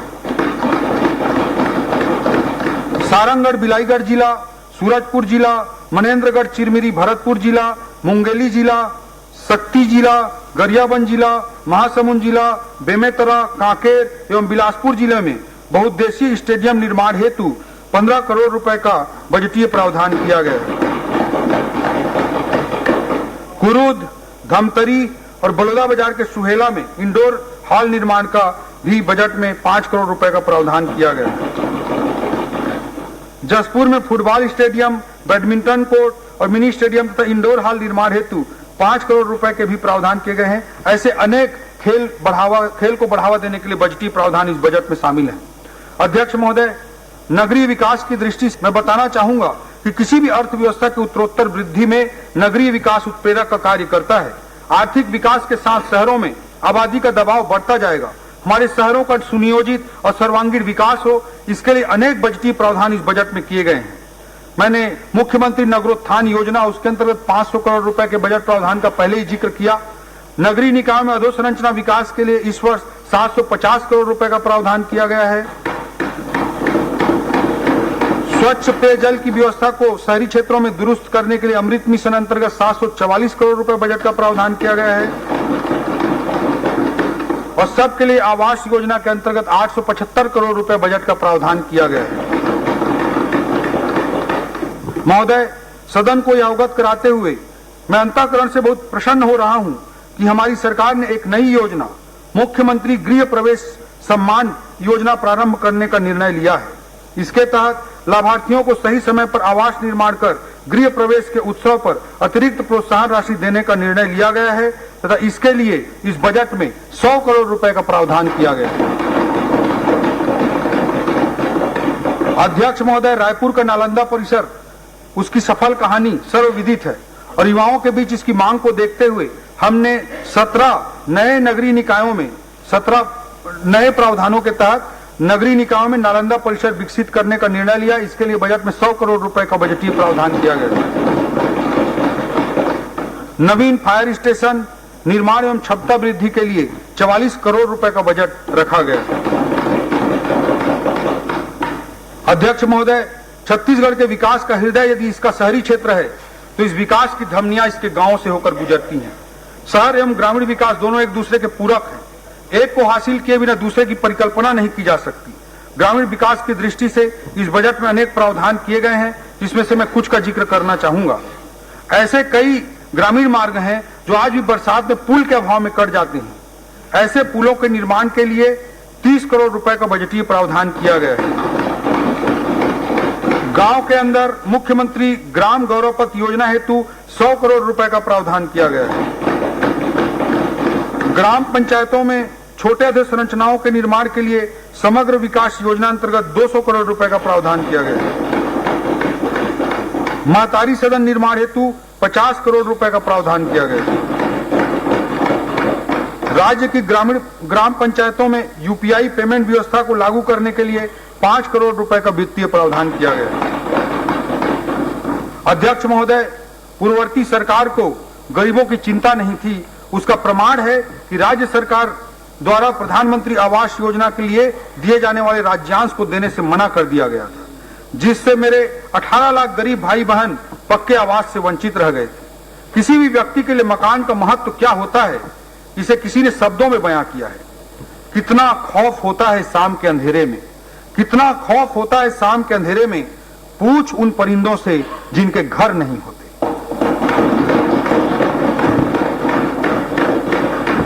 अध्यक्ष महोदय, हमने अपनी पहली कैबिनेट में मोदी की गारंटी के अंतर्गत महत्वपूर्ण बिंदु को पूरा करने के लिए 18 लाख प्रधानमंत्री आवास निर्माण को पूरा करने का संकल्प लिया है। इस वर्ष हमारे द्वारा प्रधानमंत्री आवास योजना ग्रामीण के लिए 8,500 करोड़ रुपए का वित्तीय प्रावधान किया गया है। विशेष पिछड़ी जनजाति समूहों पीवीटीजीज के आवास निर्माण के लिए विशेष प्रावधान करते हुए 300 करोड़ रुपए की व्यवस्था की गई है। महोदय, यह बताते हुए मुझे हर प्रधानमंत्री आवास के क्राइटेरिया में और सरलीकरण होने जा रहा है। जिसके पास पहिया वाहन, जिसके पास 2.5 एकड़ तक सिंचित जमीन है, 5 एकड़ तक असिंचित भूमि है या जिनकी आय 15,000 रुपए प्रति माह है, उनको भी अब प्रधानमंत्री आवास योजना ग्रामीण का लाभ मिलेगा।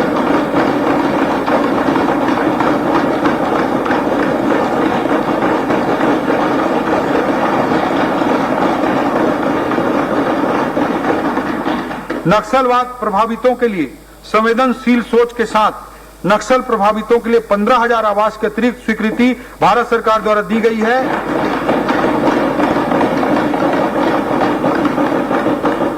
जो डबल इंजन सरकार का परिचय। प्रधानमंत्री श्री मोदी जी की प्रेरणा से राज्य में स्वच्छ भारत मिशन के गांवों में अत्यंत सराहनीय कार्य हुआ है। अतः इसी गति को बनाए रखने के लिए इस वर्ष हमने 200 करोड़ रुपए का बजटीय प्रावधान किया है। नवा रायपुर अटल नगर। अध्यक्ष महोदय, आजाद भारत में जब कभी भी शहरी विकास का इतिहास लिखा जाएगा तो इसमें मुझे तनिक भी संदेह नहीं है कि नवा रायपुर एक स्वर्णिम अध्याय के रूप में वर्णन किया जाएगा।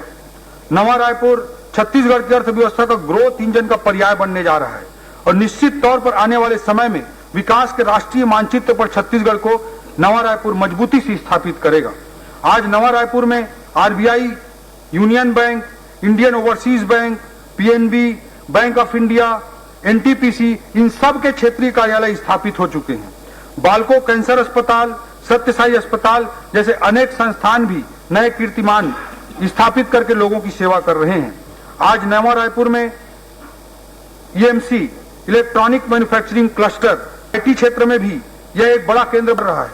आज यहाँ पर सेमीकंडक्टर, डेटा सेंटर जैसे क्षेत्रों के से संबंधित उद्योग भी आ रहे हैं। वेडिंग डेस्टिनेशन के रूप में भी नवा रायपुर ने पहचान बनाई है, जिसके कारण होटल इंडस्ट्री के लिए भी यह एक आकर्षक केंद्र बनकर उभर रहा है। नवा रायपुर में राष्ट्रीय एवं अंतर्राष्ट्रीय स्तर की मेडिकल सुविधा प्रदान करने के लिए 100 एकड़ में मेडिसिटी विकसित करने की योजना बनाई गई है। इसके अलावा लगभग 100 एकड़ क्षेत्र में नवा रायपुर में एजुसिटी विकसित करने के लिए भी बजटीय प्रावधान किया गया है। नवा रायपुर के गोल्फ कोर्स में नेशनल गोल्फ टूर्नामेंट का आयोजन भी हाल ही में संपन्न हो पाया। यहाँ पर देश का तीसरा सबसे बड़ा इंटरनेशनल क्रिकेट स्टेडियम हमारे द्वारा बनाया गया है। नवा रायपुर के बढ़ते विकास को देखते हुए integrated command and control centre ICCC के उन्नयन, संचालन एवं संधारण हेतु इस बजट में 40 करोड़ रुपए का प्रावधान किया गया है। विकसित भारत का आइकॉनिक डेस्टिनेशन निर्माण के लिए 20 करोड़ रुपए का इस बजट में प्रावधान किया गया है। नवा रायपुर में ई बस सेवाओं के लिए 10 करोड़, सीवरेज ट्रीटमेंट प्लांट के लिए 20 करोड़, साइंस सिटी की स्थापना के लिए 37 करोड़ और नई लाइब्रेरी बनाने के लिए 20 करोड़ रुपए का प्रावधान किया गया है।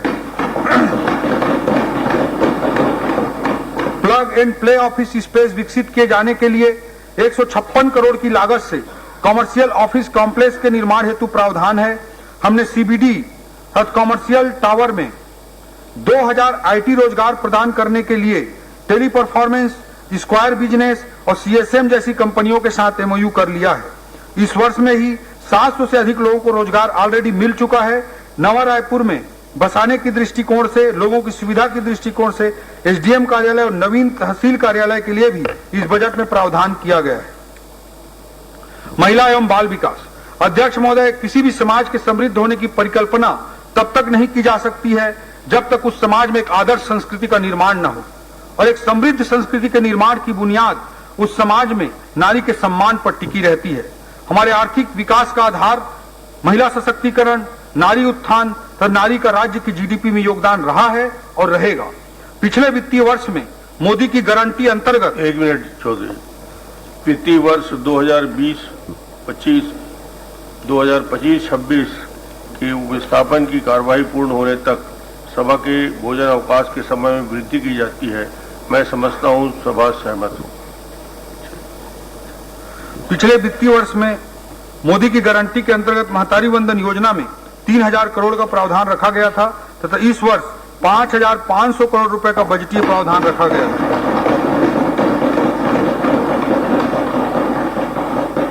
महतारी वंदन योजना ने हमारे छत्तीसगढ़ की माताओं बहनों को आत्मसम्मान और स्वाभिमान दिया है।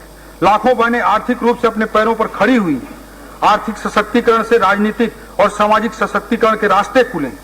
सबसे बड़ी बात, बहनों का परिवार के भीतर भी सम्मान बढ़ा है। सारंगगढ़ के दानसरा गांव का मैं उदाहरण देना चाहूंगा अध्यक्ष महोदय, जहां बहनें महतारी वंदन योजना के पैसे से राम मंदिर का निर्माण कर रही हैं। इस तरह के उदाहरण हमें असीम ऊर्जा से भर देते हैं। अध्यक्ष महोदय, पूर्ववर्ती सरकार ने रेडी टू ईट पोषाहार का काम हमारी माताओं बहनों से छीनकर कुछ ठेकेदारों के हवाले कर दिया था। माननीय मुख्यमंत्री विष्णुदेव साय जी के नेतृत्व में हमारी सरकार ने इस अन्याय को ठीक करते हुए पुनः इस कार्य को महिला स्व सहायता समूहों को देना प्रारंभ कर दिया है।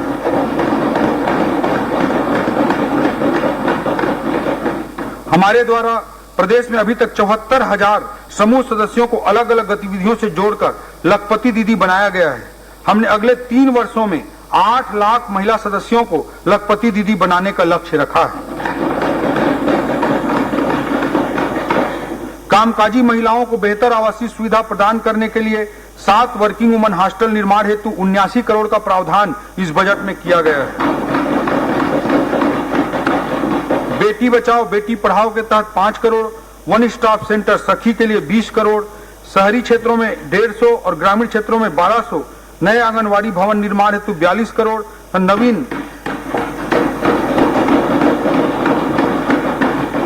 नवीन 7 परियोजना कार्यालय निर्माण के लिए 3 करोड़ 16 लाख रुपए का बजटीय प्रावधान किया गया है। समाज कल्याण अध्यक्ष महोदय, हमने समाज में सभी वर्ग के लोगों के गरिमामय जीवन को सुनिश्चित करने के लिए अनेक बजटीय प्रावधान किए हैं। राष्ट्रीय वृद्धावस्था पेंशन के लिए 200 करोड़, सुखद सहारा योजना के लिए 125 करोड़, वरिष्ठ नागरिक सहायता योजना के लिए 4 करोड़, दिव्यांगजनों के शैक्षणिक संस्थानों के लिए 30 crore, physical referral rehabilitation centre का उन्नयन एक आदर्श कृत्रिम अंग निर्माण केंद्र के रूप में करने के लिए 5 करोड़, जसपुर नगर में दिव्यांग बच्चों के लिए आदर्श आवासीय परिसर निर्माण हेतु 2.5 करोड़, माना कैंप रायपुर में दिव्यांगों के विशेष विद्यालय हेतु भवन निर्माण के लिए 5 करोड़, भारत माता वाहिनी अंतर्गत नशा मुक्ति केंद्र संचालन हेतु 10 करोड़ एवं थर्ड जेंडर समुदाय के लिए समानता आधारित अवसरों को सुनिश्चित करने के लिए भी बजटीय प्रावधान किए गए हैं। खाद्य सुरक्षा अध्यक्ष महोदय, आपके मुख्यमंत्री रहते हमारा राज्य देश का पहला राज्य था जिसने खाद्य सुरक्षा कानून लागू किया था। साथ ही पीडीएस की एक उत्कृष्ट व्यवस्था स्थापित की थी जिसको देश के माननीय सर्वोच्च न्यायालय ने भी तारीफ की थी। इस बार की इस बजट में खाद्य सुरक्षा हेतु 5,326 करोड़ रुपए का प्रावधान किया गया है। शिक्षा अध्यक्ष महोदय, किसी भी राज्य या समाज का मूल आधार शिक्षा होती है, इसलिए हमने बजट में पर्याप्त शैक्षणिक प्रावधान किए हैं। नियमित शैक्षणिक प्रावधानों के अतिरिक्त पीएम श्री स्कूल योजना के लिए 277 करोड़, राष्ट्रीय जम्बूरी के आयोजन के लिए 10 करोड़, संचालनालय लोक शिक्षण के नवीन भवन के निर्माण के लिए 10 करोड़, रामकृष्ण आश्रम अबूझ मार्ग के लिए 10 करोड़, विभिन्न शालाओं के निर्माण हेतु 30 करोड़, 5 जिलों सरगुजा, बस्तर, बलरामपुर, रायगढ़ एवं जसपुर में साइंस पार्क की स्थापना के लिए 7 करोड़ 50 लाख, बस्तर एवं सरगुजा में मोबाइल साइंस लैब की स्थापना के लिए 3 करोड़ 50 लाख, महाविद्यालयों एवं विश्वविद्यालयों में शोध व नवाचार को बढ़ावा देने के लिए 3 करोड़, 25 महाविद्यालयों को आदर्श महाविद्यालय के रूप में स्थापित करने के लिए 75 करोड़, नवा रायपुर में नवीन महाविद्यालय के निर्माण के लिए 4.5 करोड़ एवं 10 महाविद्यालयों में छात्रावास पुनर्निर्माण के लिए भी बजटीय प्रावधान किया गया है।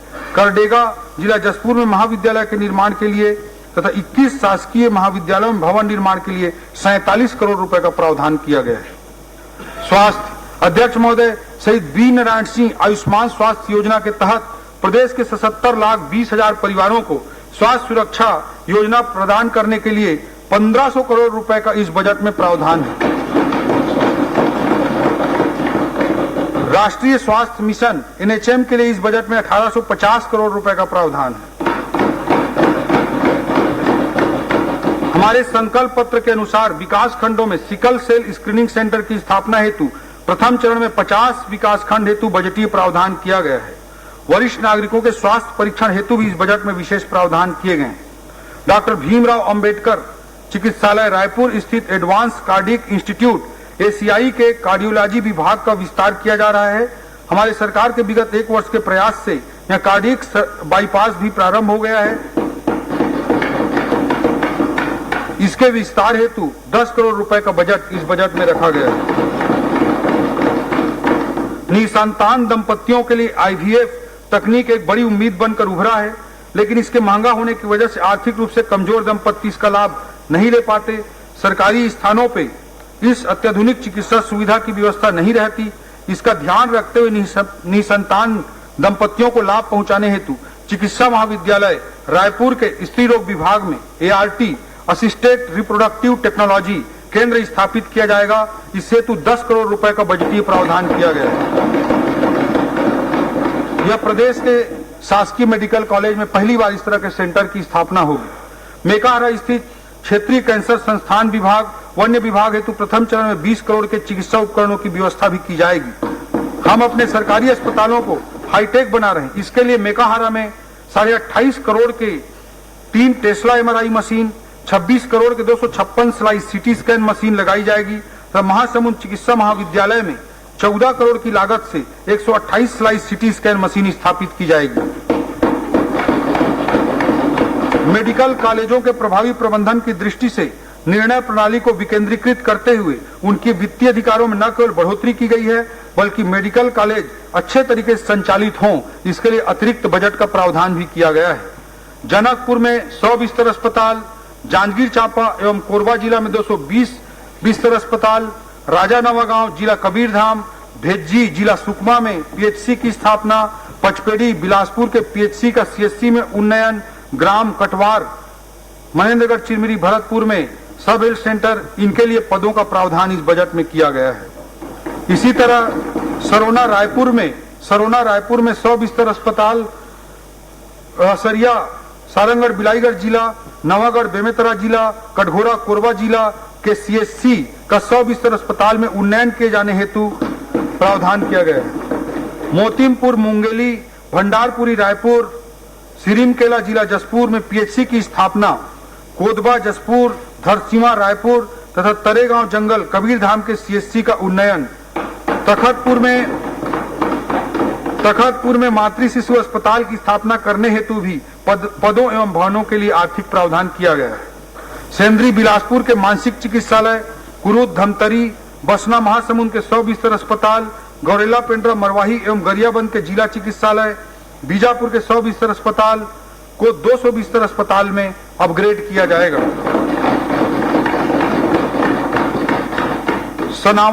सनावल बलरामपुर जिला, पिपरिया कबीरधाम जिला, गिरौदपुरी बलौदा बाजार जिला, जरहागांव मुंगेली जिला में सीएचसी हेतु ग्राम कोदवा गोडान कबीरधाम इस सब हेल्थ सेंटर के भवनों का निर्माण किए जाने हेतु आवश्यक प्रावधान किया गया है।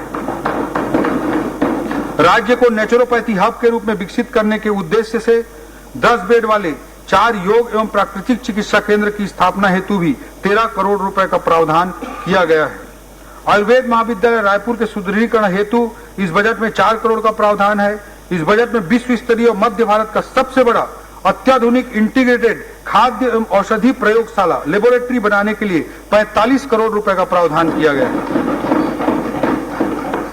कृषि एवं संबद्ध क्षेत्र अध्यक्ष महोदय, खेती का मानव जीवन में इतना अधिक महत्व है कि हम खेती करने वालों को विकास की दौड़ में कैसे पीछे छूटने दे सकते हैं।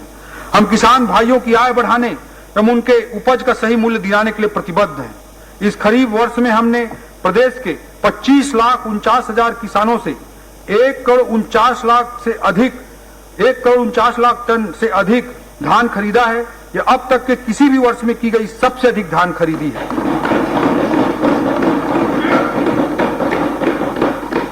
अध्यक्ष महोदय, जब से माननीय श्री विष्णुदेव साय जी के नेतृत्व में हमने कार्यभार संभाला है, प्रदेश के किसानों के खाते में विभिन्न योजनाओं के तहत लगभग 1 लाख करोड़ रुपए की राशि अंतरित की जा चुकी है। कृषक उन्नति योजना के लिए विगत वर्ष की भांति इस वर्ष भी 10,000 करोड़ रुपए का प्रावधान किया गया है।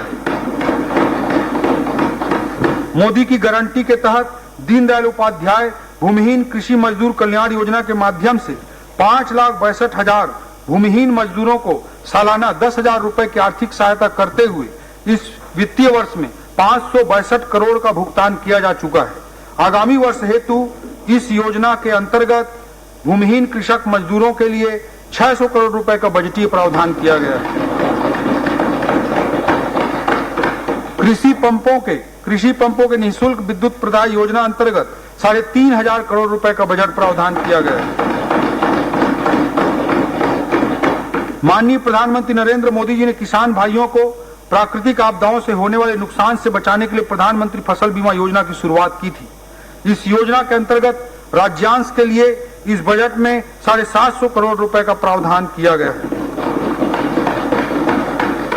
मैं सदन को बताना चाहता हूं कि योजना की शुरुआत से अभी तक राज्य के किसानों द्वारा 1362 करोड़ रुपए का प्रीमियम अदा किया गया, जिसके विरुद्ध किसानों को अब तक 7,156 करोड़ रुपए का क्लेम भुगतान किया जा चुका है। इस वर्ष से प्रदेश में उत्पादित होने वाले दलहन और तिलहन के फसलों को समर्थन मूल्य पर सरकार द्वारा खरीदे जाने का निर्णय लिया गया है। मुख्यमंत्री जी के निर्देश पर इसके लिए प्रधानमंत्री अन्नदाता आय संरक्षण अभियान के साथ क्लब करते हुए दलहन और तिलहन की फसलों के खरीदी के लिए बजट में 80 करोड़ रुपए का प्रावधान किया गया है। अनाज फसलों यथा धान, गेहूं, रागी, कोदो, कुटकी के साथ साथ दलहन तिलहन फसल के बीज उत्पादन एवं वितरण के लिए बजट में कृषक समग्र विकास योजना अंतर्गत 150 करोड़ रुपए का प्रावधान रखा गया है। हम आगामी वर्ष में राज्य में नैनो यूरिया और डीएपी को भी प्रोत्साहित करेंगे। ऑर्गेनिक खेती को बढ़ावा देने के लिए परंपरागत कृषि योजना के अंतर्गत 20 करोड़ रुपए का प्रावधान किया गया है। इसके साथ ही ऑर्गेनिक प्रमाणीकरण हेतु लगभग 24 करोड़ रुपए का प्रावधान किया गया है। एकीकृत वाटर शेड प्रबंधन कार्यक्रम अंतर्गत 200 करोड़, कृषि पंपों के ऊर्जीकरण के लिए 50 करोड़, गन्ना किसानों को बोनस प्रदान करने हेतु 60 करोड़ का प्रावधान किया गया है। अध्यक्ष महोदय, मुख्य कृषि के साथ साथ संबंधित गतिविधियां किसानों का आय बढ़ाने के लिए अत्यंत जरूरी हैं। बागवानी, हमने बागवानी क्षेत्र के विस्तार हेतु अनेक प्रावधान किए हैं। एकीकृत बागवानी मिशन के लिए 150 करोड़, आयल सीड्स एवं आयल पाम खाद्य तेल नेशनल मिशन अंतर्गत 30 करोड़, आयल पाम की खेती को बढ़ावा देने के लिए 25 करोड़, मसाला क्षेत्र विस्तार योजना अंतर्गत हल्दी एवं अदरक की खेती को बढ़ावा देने के लिए 5 करोड़ का बजटीय प्रावधान किया गया है। डेयरी, अध्यक्ष महोदय, हमने गुजरात के बनासकांठा का डेयरी मॉडल देखा है, जहां दुग्ध उत्पादन से किसान 25,000 से 1 लाख रुपए तक प्रति माह कमा रहे हैं। बनास डेयरी भारत ही नहीं एशिया की सबसे बड़ी डेयरी है। छत्तीसगढ़ में दुग्ध उत्पादन के जरिए किसानों की आय बढ़ाने के लिए हमने मुख्यमंत्री विष्णुदेव साय जी के मार्गदर्शन में national dairy development board NDDB के साथ समझौता किया है। इसके जरिए छत्तीसगढ़ दुग्ध महासंघ से जुड़ी समितियों को तकनीकी जानकारी और प्रशिक्षण दिया जाएगा। डेयरी विकास समग्र परियोजना हेतु 90 करोड़ रुपए का इस बजट में प्रावधान रखा गया है। मत्स्यिकी, आज राज्य में मत्स्य उत्पादन लगभग 8 लाख टन प्रति वर्ष है।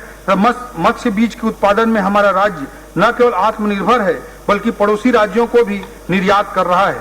3 नवीन हेचरी सह संवर्धन पोखर निर्माण 3 जिलों में किया जाएगा। ये जिला है मानपुर मोहला अंबागढ़, बलरामपुर रामानुजगंज, खैरागढ़ गंडई छुई खदान। इन 3 जिलों में हेचरी सह संवर्धन पोखर का निर्माण होगा। मत्स्य उत्पादन में विस्तार के लिए 12 करोड़ रुपए का प्रावधान किया गया है। इस बजट में बस्तर संभाग में 200 झींगा पालन इकाई स्थापित करने हेतु भी बजट प्रावधान किया गया है। मत्स्यिकी महाविद्यालय कवर्धा परिसर में विभिन्न निर्माण कार्यों हेतु 10 करोड़ रुपए का प्रावधान किया गया है। इस बार हमने अपने बजट में सुअर पालन, बकरी पालन को बढ़ावा देने के लिए बजटीय प्रावधान में कई गुना, लगभग 5 से 6 गुना की वृद्धि की है। 1 लाख मत्स्य एवं पशु पालकों को KCC उपलब्ध कराने का लक्ष्य रखा गया है। इसके अलावा कृषि विभाग के बजट में विभिन्न कार्यालय भवनों के लिए भी बजटीय प्रावधान किए गए हैं, जैसे संयुक्त संचालक कृषि बिलासपुर का, उप संचालक कृषि भवन मुंगेली, दुर्ग, बेमेतरा, बड़ौदा बाजार, जसपुर, कोरबा, सूरजपुर का, SDO कार्यालय कृषि मुंगेली, बड़ौदा बाजार, पत्थलगांव, कोरबा, कटघोरा, शक्ति का, सहायक भूमि संरक्षण अधिकारी कार्यालय बड़ौदा बाजार, दुर्ग, कटघोरा का, मिट्टी परीक्षण प्रयोगशाला जगदलपुर, कोरबा का, वरिष्ठ कृषि विस्तार अधिकारी कार्यालय सरगुजा, उसूर, जसपुर, कुनकुरी, फरसाबहार, बगीचा, सहायक संचालन उद्यान कार्यालय गौरेला, पेंड्रा, मरवाही और सूरजपुर जिले का। इस तरह के अनेक प्रावधान किए गए हैं।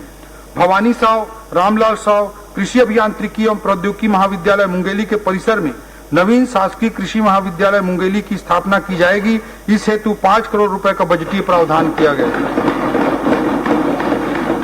राज्य बनने के 25 वर्ष बाद भी अंजोरा में एकमात्र पशु चिकित्सा महाविद्यालय आज चल रहा है। इस बजट में बिलासपुर में निर्माणाधीन महाविद्यालय में जो कामों की जरूरत है उसके लिए 7 करोड़ 27 लाख रुपए का प्रावधान किया गया है और हमारा प्रयास रहेगा कि अंजोरा में चल रहे पशु चिकित्सा महाविद्यालय के साथ साथ बिलासपुर में एक और महाविद्यालय काम करे, इसे इसी सत्र से प्रारंभ किया जाए, इसके लिए प्रयास है।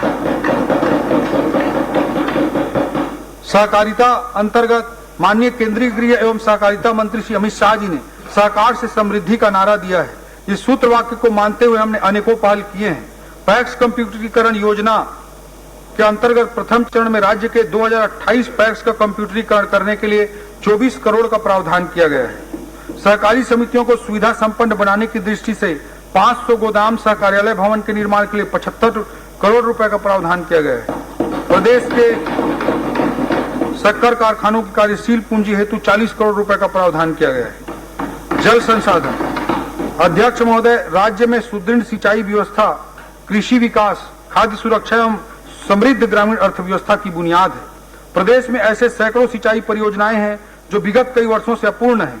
इन परियोजनाओं को आगामी वर्षों में कार्य योजना बनाकर शीघ्र पूरा करने के उद्देश्य से हमने अटल सिंचाई योजना लागू करने का निर्णय लिया है, ताकि पुरानी सिंचाई योजनाएं समयबद्ध ढंग से पूरी की जा सके। इस पूरी कार्य अवधि में लगभग 5,000 करोड़ रुपए व्यय करके 1 लाख हेक्टेयर से अधिक क्षेत्र में सिंचाई क्षमता सृजित करने का साहसी लक्ष्य रखा गया है। सिंचाई परियोजनाओं के निर्माण एवं अनुरक्षण की दृष्टि से बजट में कुल 3,800 करोड़ रुपए का प्रावधान किया गया है, जो पिछले साल की तुलना में लगभग 20% ज्यादा है। वन अध्यक्ष महोदय, भारतीय वन सर्वे के अनुसार छत्तीसगढ़ राज्य ने वन क्षेत्र में सर्वाधिक वार्षिक वृद्धि दर्ज की है। हमारे राज्य के वन क्षेत्र न केवल पर्यावरण संतुलन की दृष्टि से महत्वपूर्ण है, बल्कि राज्य के आर्थिक और सामाजिक विकास के ताना बाना के धागा भी है। पिछली सरकार ने तेंदुपत्ता संग्रहण करने वाले आदिवासी भाई बहनों के प्रति असंवेदनशीलता का परिचय देते हुए चरण पादुका योजना बंद कर दी थी। हमारी जनहितैषी सरकार ने इस निर्णय को पलटते हुए चरण पादुका योजना को पूरा चालू किया। इसके लिए बजट में 50 करोड़ रुपए का प्रावधान रखा गया। हमारी सरकार ने सत्ता में आते ही हरा सोना के नाम से प्रसिद्ध तेंदुपत्ता के संग्रहण दर को 4,000 रुपए प्रति मानक बोरा से बढ़ाकर 5,500 रुपए प्रति मानक बोरा कर दिया है। इसके लिए जो कमी होती है उसे पूरा करने के लिए 204 करोड़ रुपए का बजटीय प्रावधान इस बजट में किया गया है।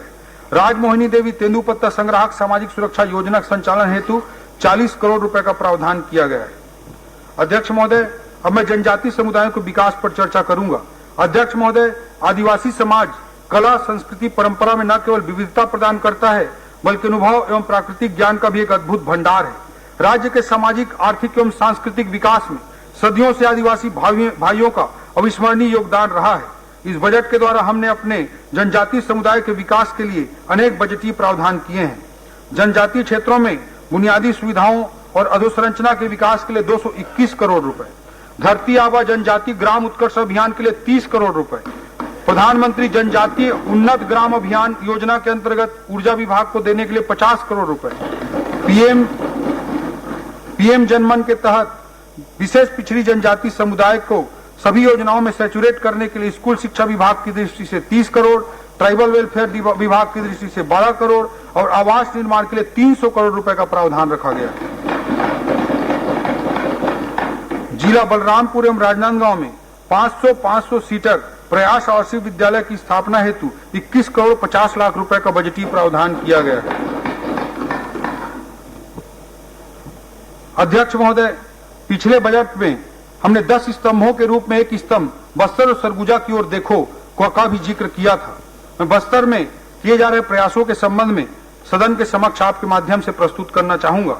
बस्तर में पहले एजुकेशन सिटी, पोटा केबिन, प्रयास विद्यालय, छूलो आसमान, लाइवलीहुड कॉलेज, नन्हे परिंदे जैसे इनोवेटिव प्रोजेक्ट चलाए गए, जिससे बस्तर की भावी पीढ़ी को भटक कर नक्सलवाद के चंगुल में फंसने से बचाया जा सके, ये प्रयास किया गया। बस्तर की युवा गोली, बंदूक, लैंडमाइन की बात करने के बजाय इन परियोजनाओं के कारण कागज, कलम, नीट और आईटी की बात करने लगी। बस्तर नक्सलगढ़ के जगह पर शिक्षा का गढ़ बनने लगा। लेकिन दुर्भाग्य की बात है अध्यक्ष महोदय कि अभी भी बाहर नक्सली परसेप्शन से हम बस्तर को बाहर नहीं निकाल पाए।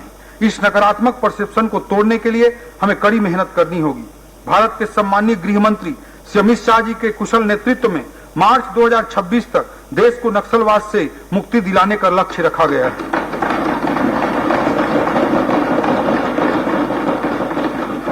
हमारे छत्तीसगढ़ के मुख्यमंत्री एवं उप मुख्यमंत्री जी की अगुवाई में हमने नक्सलवाद पर प्रचंड प्रहार करते हुए मात्र 1.25 साल के छोटे अंतराल में 305 से अधिक नक्सलियों को मार गिराया है तथा लगभग 1000 नक्सलियों को आत्मसमर्पण करा के मुख्य धारा से जोड़ने का काम किया है।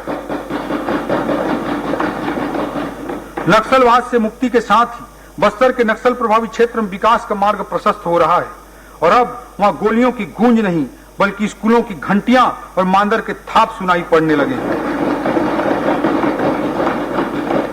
अब बस्तर की फिजाओं में दहशत का सन्नाटा नहीं बल्कि महुआ की भीनी भीनी खुशबू का एहसास होने लगा है। आज जहां कोंटा ब्लॉक के पुअर्ती जैसे गांव जो माओवादी हिंसा के केंद्र बिंदु थे, वहां पर पहली बार लोगों ने पंचायत चुनाव में बढ़ चढ़कर हिस्सा लिया और लोकतंत्र पर अपना भरोसा जताया है। इस वर्ष बस्तर ओलंपिक का आयोजन किया गया जिसमें 1,65,000 लोगों ने हिस्सा लिया। इसमें 300 से अधिक ऐसे खिलाड़ी थे जो आत्मसमर्पित नक्सली थे। इस नए वित्तीय वर्ष में बस्तर ओलंपिक के आयोजन के लिए भी बजट का प्रावधान किया गया है। बस्तर के जनमानस में स्वस्थ, सकारात्मक एवं सृजनात्मक भावना उत्पन्न करने के लिए जगह जगह पर योग शिविर का आयोजन किया जाएगा। इसके लिए भी इस बजट में 2 करोड़ रुपए का बजटीय प्रावधान किया गया है। अध्यक्ष महोदय, बस्तर पर्व, त्योहार, मेला मड़ाई और उत्सवों का सदैव केंद्र बिंदु रहा है और वहां की संस्कृति की यही पहचान है। बस्तर मड़ाई और बस्तर में मैराथन के लिए भी इस बजट में प्रावधान किया गया है। बस्तर के सांस्कृतिक वैशिष्ट, समृद्ध प्रकृति और जलवायु की विशिष्टता के कारण इको और फार्म टूरिज्म की संभावनाएं, जैव विविधता अवलोकन एवं टूरिज्म जोन के निर्माण के लिए 10 करोड़ रुपए का बजटीय प्रावधान किया गया है। बस्तर में जैसे जैसे नक्सलवाद का सूर्यास्त हो रहा है, वह समग्र विकास के दृष्टिकोण से नियत नेल्ला नार अर्थात मेरा सुंदर गांव योजना के माध्यम से नक्सल प्रभावित गांवों को हितग्राही मूलक योजनाओं से सैचुरेट करने का लक्ष्य रखा गया है। इसके लिए इस बजट में 25 करोड़ रुपए का प्रावधान अतिरिक्त किया गया है। अध्यक्ष महोदय, इस खरीफ सीजन में सिर्फ बस्तर क्षेत्र के लगभग 2.5 लाख किसान भाइयों से 14 लाख मीट्रिक टन धान की रिकॉर्ड खरीदी की गई तथा लगभग 3,228 करोड़ उनके खाते में सीधे भुगतान किए गए हैं। अध्यक्ष महोदय, हमारा प्रयास यह भी है कि कोंडा गांव के नवनिर्मित एथेनॉल प्लांट भी इसी वित्तीय वर्ष में प्रारंभ हो सके, जिससे कि क्षेत्र के किसानों को इसका बहुप्रतीक्षित लाभ मिलना शुरू हो जाए। अध्यक्ष महोदय, इसी तरह सरगुजा का अंचल भी हमारे छत्तीसगढ़ की दृष्टि से अत्यंत महत्वपूर्ण है। पिछली सरकार में सरगुजा क्षेत्र लगातार उपेक्षाओं का शिकार रहा, लेकिन माननीय विष्णुदेव साय जी के नेतृत्व में अब सरगुजा क्षेत्र में विकास के नए युग का प्रारंभ हुआ है। सरगुजा अंचल के सभी जिलों के समग्र और संतुलित विकास हेतु हमारी सरकार ने इस बजट में अनेकों प्रावधान किए हैं। हमारी सरकार आने के बाद अंबिकापुर मेडिकल कॉलेज हेतु 118 करोड़ रुपए हमने जारी किए हैं। पुनरीक्षित प्रशासकीय स्वीकृति के रूप में इस अंबिकापुर के मेडिकल कॉलेज हेतु 110 करोड़ रुपए की अतिरिक्त राशि भी इस वर्ष जारी की जाएगी। सरगुजा में बांस की खेती के लिए 10 करोड़ रुपए का प्रावधान किया गया है। जसपुर पर्यटन सर्किट, जिसमें तातापानी, सेमरसोत अभ्यारण्य, पंडरापाट, जसपुर, मयाली, कुनकुरी, कैलाश गुफा, मैनपाट आदि शामिल हैं। इस टूरिस्ट सर्किट के लिए 10 करोड़ रुपए का प्रावधान किया गया है। बलरामपुर में प्रयास विद्यालय स्थापना हेतु 20 करोड़ का प्रावधान। सरगुजा अंचल के दूरस्थ क्षेत्रों में अच्छी स्वास्थ्य सुविधाएं देने के लिए कुनकुरी में मेडिकल कॉलेज, मनेन्द्रगढ़ में मेडिकल कॉलेज भवन, मनेन्द्रगढ़ में मानसिक रोगी अस्पताल हेतु भी बजटीय प्रावधान किए गए हैं। जसपुर एवं मनेन्द्रगढ़ में प्राकृतिक चिकित्सा केंद्र और फिजियोथेरेपी केंद्र हेतु भी बजट प्रावधान किया गया है। अंबिकापुर इंजीनियरिंग कॉलेज के भवन निर्माण का भी इस बजट में प्रावधान किया गया है। बैकुंठपुर, बलरामपुर और जसपुर में नर्सिंग कॉलेज, एडवेंचर टूरिज्म के तहत मयाली क्षेत्र में पर्यटन विकास हेतु 5 करोड़, सरगुजा में केंद्रीय उपकरण प्रयोगशाला, उर्वरक गुण नियंत्रण प्रयोगशाला का भी प्रावधान है। छत्तीसगढ़ क्रीड़ा प्रोत्साहन योजना अंतर्गत सरगुजा क्षेत्र में स्टेडियम निर्माण का भी प्रावधान किया गया है। इन प्रावधानों के माध्यम से हम सरगुजा के लोगों को बेहतर सुविधाएं, अवसर और बेहतर जीवन स्तर देने का प्रयास कर रहे हैं। हमारी सरकार का उद्देश्य है कि सरगुजा क्षेत्र प्रदेश के विकास में महत्वपूर्ण भूमिका निभाए और यहाँ के निवासियों का सर्वांगीण विकास हो। अध्यक्ष महोदय, बस्तर एवं सरगुजा क्षेत्र में कम घनत्व वाले आबादी के क्षेत्र होने के कारण सार्वजनिक यातायात के साधन बस आदि पर्याप्त नहीं होते। अतः हमारी सरकार ने पंचायतों से ब्लॉक मुख्यालय और जिला मुख्यालय तक सुगम यातायात व्यवस्था उपलब्ध कराने के लिए एक नई योजना बनाया है। मुख्यमंत्री जी के निर्देशानुसार मुख्यमंत्री सुगम यातायात योजना का प्रावधान किया गया है। इसके लिए 25 करोड़ रुपए का बजटीय प्रावधान किया गया है। इसे ग्रामीण क्षेत्रों में निवासरत विद्यार्थी, शिक्षक, किसान, मजदूर, व्यवसायी जिन्हें अपने व्यवसायिक आवश्यकताओं, उत्पादों की बिक्री, उन्नत इलाज, पठन पाठन, तहसील कार्यालय, एसडीएम कार्यालय में काम करने के लिए जो जाना पड़ता है, उस आवागमन में उनको सीधी सुविधा होगी और इसका सीधा सीधा गरीब लोगों को लाभ मिलेगा। इसके अतिरिक्त बस्तर एवं सरगुजा प्राधिकरण के लिए भी 50-50 करोड़ रुपए का बजटीय प्रावधान किया गया है। अध्यक्ष महोदय, ऊर्जा अंतर्गत घरेलू उपभोक्ताओं को विद्युत देयकों में राहत योजना के अंतर्गत 1000 रुपए का बजटीय प्रावधान किया गया है। एकल बत्ती कनेक्शन का लाभ कुल 15,63,000 से अधिक हितग्राहियों को प्राप्त हो रहा है। इस योजना हेतु 500 करोड़ रुपए का बजटीय प्रावधान किया गया है। पीएम कुसुम योजना के क्रियान्वयन में पूर्ववर्ती सरकार का रवैया अत्यंत उदासीन रहा, जिसका खामियाजा छत्तीसगढ़ की जनता को भुगतना पड़ा। किंतु अब माननीय विष्णुदेव साय जी की सरकार ने इस योजना के क्रियान्वयन का निर्णय करते हुए 362 करोड़ रुपए का प्रावधान किया है।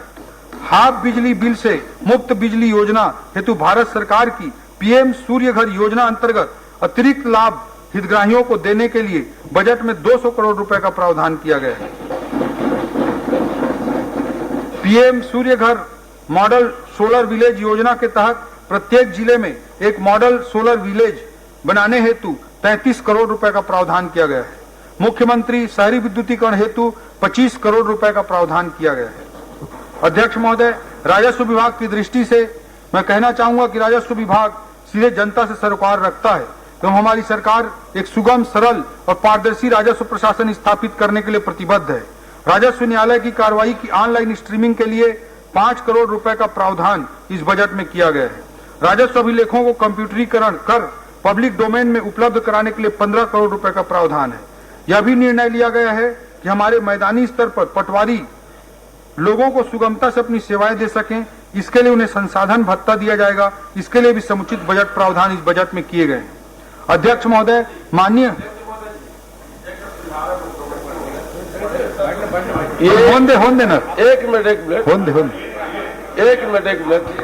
अध्यक्ष महोदय, माननीय मुख्यमंत्री विष्णुदेव साय जी के नेतृत्व में हमने अचल संपत्ति के अंतरण पर एक विशेष प्रावधान है, इसको सुने सभी लोग ध्यान से, मेरा रिक्वेस्ट है। अध्यक्ष महोदय, माननीय मुख्यमंत्री श्री विष्णुदेव साय जी के नेतृत्व में हमने अचल संपत्ति के अंतरण पर जो स्टाम्प ड्यूटी लगती है, जो पंजीयन कार्यालय में पंजीयन कराने जाते हैं, उसमें जो स्टाम्प ड्यूटी लगती है, उस पर 12% का अतिरिक्त उपकर अर्थात शेष लगाया जाता था, उसे समाप्त करने का निर्णय लिया है।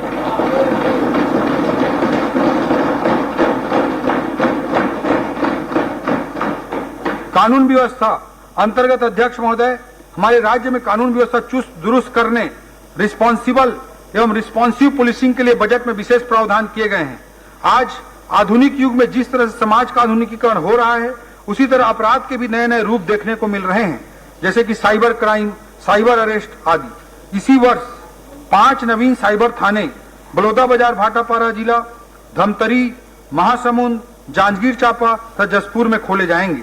साइबर एवं वित्तीय अपराध के रोकथाम, विवेचना इत्यादि के लिए विशेषज्ञों के सेवा प्राप्त करने एवं साइबर फॉरेंसिक शाखाओं को फॉरेंसिक उपकरणों, सॉफ्टवेयर इत्यादि के लिए भी बजटीय प्रावधान किया गया है।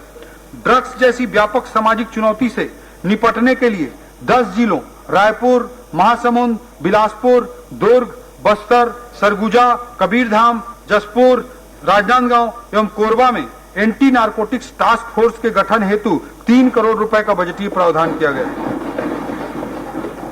इसके साथ ही किसी भी विशेष परिस्थिति से निपटने के लिए एनएसजी की तर्ज पर एक आधुनिक force SOG special operation group का गठन करने का निर्णय हमारी सरकार ने लिया है।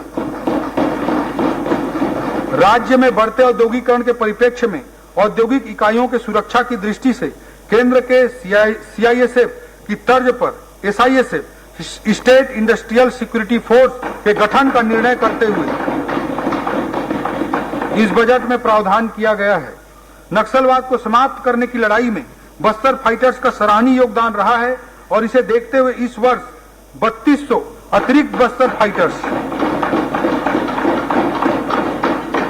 3200 अतिरिक्त बस्तर फाइटर्स के पदों के सृजन का प्रावधान किया गया है।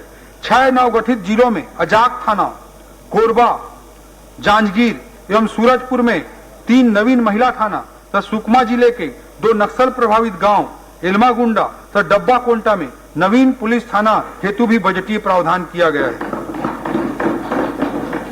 पुलिस बल को मजबूत करने के लिए एक नवीन भारत रक्षित वाहिनी का गठन किया जाएगा। इसके नवीन पदों के लिए बजट में 39 करोड़ रुपए का प्रावधान किया गया है। अध्यक्ष महोदय, जनसंपर्क विभाग शासन के कार्यों को जनता तक पहुंचाने का कार्य करता है। इस बजट में जनसंपर्क विभाग के लिए 550 करोड़ रुपए का बजटीय प्रावधान किया गया है। इस बजट में पत्रकार साथियों के समाज में विशेष योगदान को देखते हुए माननीय मुख्यमंत्री जी के निर्देश पर अनेक प्रावधान किए गए हैं। रायपुर में प्रेस क्लब के रिनोवेशन एवं विस्तार हेतु 1 करोड़ रुपए का बजटीय प्रावधान किया गया है। पत्रकार सम्मान निधि की राशि को दोगुना करते हुए 10,000 से बढ़ाकर 20,000 रुपए करने का निर्णय लिया गया है। पत्रकार साथियों के एक्सपोजर विजिट के लिए 1 करोड़ रुपए का बजटीय प्रावधान किया गया है। अध्यक्ष महोदय, इस बार माननीय मुख्यमंत्री विष्णुदेव साय जी के नेतृत्व में राज्य में प्रवासी सम्मेलन भी कराने का निर्णय किया गया है और इसके लिए बजट में प्रावधान किया गया है।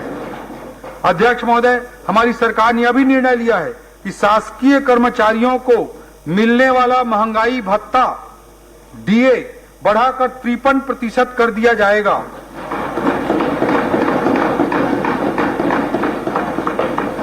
और मार्च माह का वेतन जो अप्रैल में देय होगा बढ़े हुए महंगाई भत्ते के साथ दिया जाएगा।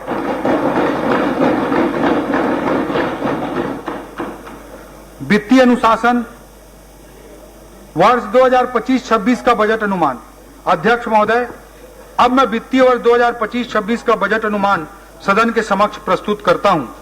बजट अनुमान सरकार की योजनाओं और प्राथमिकताओं का स्पष्ट प्रतिबिंब होता है। ये केवल संख्याएं मात्र नहीं है अध्यक्ष महोदय, बल्कि सरकार की प्रतिबद्धता का प्रतीक है कि हम छत्तीसगढ़ के विकास और कल्याण के लिए कितनी दूर तक जाने को तैयार हैं। प्राप्तियों का मैं जिक्र करना चाहूंगा अध्यक्ष महोदय। वर्ष 2025-26 में 1,65,100 करोड़ की कुल प्राप्ति का अनुमान है, जो गत वर्ष की अनुमानित प्राप्तियों से 12% अधिक है। कुल प्राप्तियों में राज्य की राजस्व प्राप्तियां 76,000 करोड़, केंद्र से प्राप्तियां 65,000 करोड़ एवं पूंजीगत प्राप्तियां 24,100 करोड़ रुपया अनुमानित है। राज्य की राजस्व प्राप्तियों में कर राजस्व 54,000 करोड़ एवं करेत्तर राजस्व 22,000 करोड़ अनुमानित है। हमारी सरकार द्वारा राजस्व संग्रहण के लिए आधुनिक तकनीकों का उपयोग तथा प्रशासन को सरल और पारदर्शी बनाने के लिए अनेक उपाय किए जा रहे हैं। इससे बिना कोई नया कर अधिरोपित किए राज्य के स्वयं के राजस्व में 11% वृद्धि का अनुमान किया गया है। अध्यक्ष महोदय, व्यय की दृष्टि से वर्ष 2024-25 के लिए कुल व्यय 1,65,000 करोड़ रुपए अनुमानित है, जिसमें राजस्व व्यय 1,38,196 करोड़ एवं पूंजीगत व्यय 26,341 करोड़ अनुमानित है। वर्ष 2024-25 में पूंजीगत व्यय का प्रावधान 22,300 करोड़ था। वर्ष 2025-26 में 26,341 करोड़ रुपए का प्रावधान किया गया है, जो कि गत वर्ष की तुलना में 18% अधिक है। अध्यक्ष महोदय, किसी भी देश, राज्य या संस्था के लगातार विकास में वित्तीय अनुशासन का बहुत अधिक महत्व होता है। जैसा कि हमने 2047 के विजन को सामने रखा है, इसलिए दीर्घकालिक समय अवधि में राज्य को वित्तीय अनुशासन में रखने के लिए हम कटिबद्ध हैं। इस वित्तीय वर्ष में कंसोलिडेटेड सिंकिंग फंड CSF में 480 करोड़ रुपए का हमने निवेश किया है, जिसके फलस्वरूप CSF फंड की हमारी कुल राशि अब 8,000 करोड़ से ज्यादा हो गई है। वर्ष 2025-26 में CSF में 100 करोड़ रुपए और अतिरिक्त निवेश का प्रावधान हमने किया है। इस CSF वित्तीय स्टेबिलिटी के लिए, वित्तीय स्थिरता के लिए, फाइनेंशियल कंसोलिडेशन के लिए अत्यंत आवश्यक है और देश के बेस्ट 3 परफॉर्मिंग स्टेट में आज हमारा छत्तीसगढ़ खड़ा है।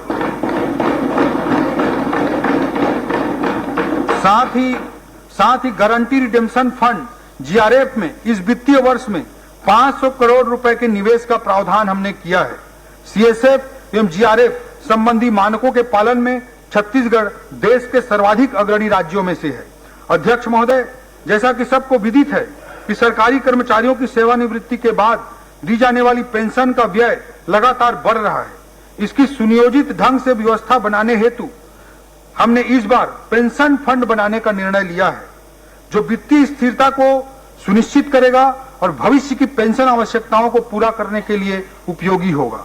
इसके लिए एक अधिनियम भी हम बनाएंगे और इस फंड के लिए 456 करोड़ रुपए निवेश का बजटीय प्रावधान भी हमने किया है।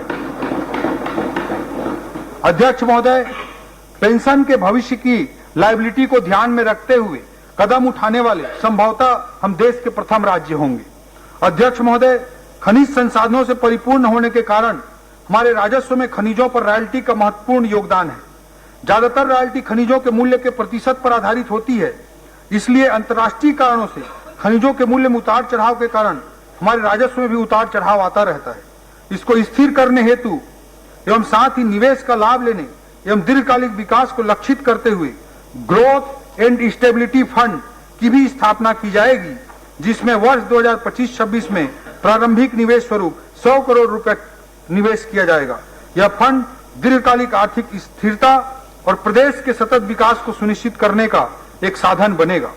अध्यक्ष महोदय, राजस्व एवं राजकोषीय घाटा रेवेन्यू एंड फिस्कल डेफिसिट की दृष्टि से मैं बताना चाहूंगा कि राज्य की कुल राजस्व प्राप्तियां 1,41,000 करोड़ एवं कुल राजस्व व्यय 1,38,196 करोड़ अनुमानित है। अतः वर्ष 2025-26 में कुल 2,804 करोड़ का राजस्व आधिक्य अनुमानित है। वर्ष 2025-26 में राज्य का सकल वित्तीय घाटा 22,900 करोड़ रुपए अनुमानित है, जिसमें केंद्र से पूंजीगत व्यय हेतु विशेष सहायता ऋण SCA 4,000 करोड़ रुपए को हमने शामिल किया है। इसे कम करने पर राज्य का शुद्ध वित्तीय घाटा 18,900 करोड़ रुपया होगा, जो राज्य के GDP सकल घरेलू उत्पाद का 2.97% है। यह RBI के FRBM सीमा जो RBI ने निर्धारित की है कि GSDP के 3% के नीचे होना चाहिए, उसके नीचे GDP के 3% के भीतर है। यह हमारे कुशल वित्तीय प्रबंधन का परिचायक है और साथ ही मैं सदन को यह स्पष्ट करना चाहूंगा कि हम FRBM और वित्त आयोग द्वारा निर्धारित सीमाओं का अक्षरशः पालन करेंगे। अध्यक्ष महोदय, पूरे बजट में हम सभी का ध्यान व्यय के लिए किए गए बजट प्रावधानों पर होता है, किंतु श्री विष्णुदेव साय जी के कुशल नेतृत्व में हमने पूरा साल सरकार के आय बढ़ाने पर भी विशेष ध्यान दिया है। इसी का प्रतिफल है कि इस वर्ष स्टाम्प एवं पंजीयन से होने वाले आय में 19% की वृद्धि दर्ज की गई है। परिवहन से आने वाले आय में 17% की वृद्धि दर्ज की गई है। आबकारी के आय में 21% और GST से आने वाले आय में 15% से अधिक की वृद्धि हुई है। यह केवल और केवल हमारी सरकार की ईमानदार प्रयास का नतीजा है। अध्यक्ष महोदय, कर प्रस्तावों के अंतर्गत कुछ मैं महत्वपूर्ण बिंदुओं का उल्लेख करना चाहूंगा। अध्यक्ष महोदय, केंद्र में भी माननीय प्रधानमंत्री नरेंद्र मोदी जी की सरकार ने सभी वर्गों को राहत देते हुए आयकर में छूट की सीमा को अभूतपूर्व रूप से बढ़ाकर 12 लाख कर दिया। इससे निश्चित तौर पर जनमानस के व्यय योग्य आय एवं बचत में वृद्धि होगी। इससे वस्तुओं और सेवाओं के उपभोग में अर्थव्यवस्था में उछाल आएगा। वर्तमान में राज्य के अंदर 50,000 रुपए से अधिक कर योग्य वस्तु के परिवहन के लिए GST अंतर्गत ये बिल जनरेट करने का प्रावधान है। छोटे व्यवसायियों को राहत देने और ईज ऑफ डूइंग बिजनेस की दृष्टि से ये बिल जनरेट करने की मूल्य सीमा कुछ आपवादिक वस्तुओं को छोड़कर 50,000 रुपए से बढ़ाकर 1 लाख रुपए की जाएगी। राज्य में बड़ी संख्या में छोटे व्यवसायियों पर कई वर्षों से पुराना वैट बकाया है। ऐसे व्यवसायियों के लिए बकाया कर माफी योजना का निर्णय भी GST विभाग के अंतर्गत लिया गया है। 10 वर्ष से ज्यादा पुराने प्रकरणों जिसमें वैट और CST का प्रवेश कर 25,000 रुपए से कम देय है, उनकी बकाया राशि माफ कर दी जाएगी। इससे शासन को देय लगभग 11 करोड़ के लगभग की राशि माफ होगी, लेकिन इससे 62,000 से अधिक प्रकरणों का निराकरण संभव हो सकेगा और 40,000 से अधिक व्यवसायियों को इसका लाभ मिलेगा। राशि की माफी से अधिक महत्वपूर्ण प्रक्रियाओं से मुक्ति है। वकील लेके ऑफिस में खड़ा नहीं होना पड़ेगा।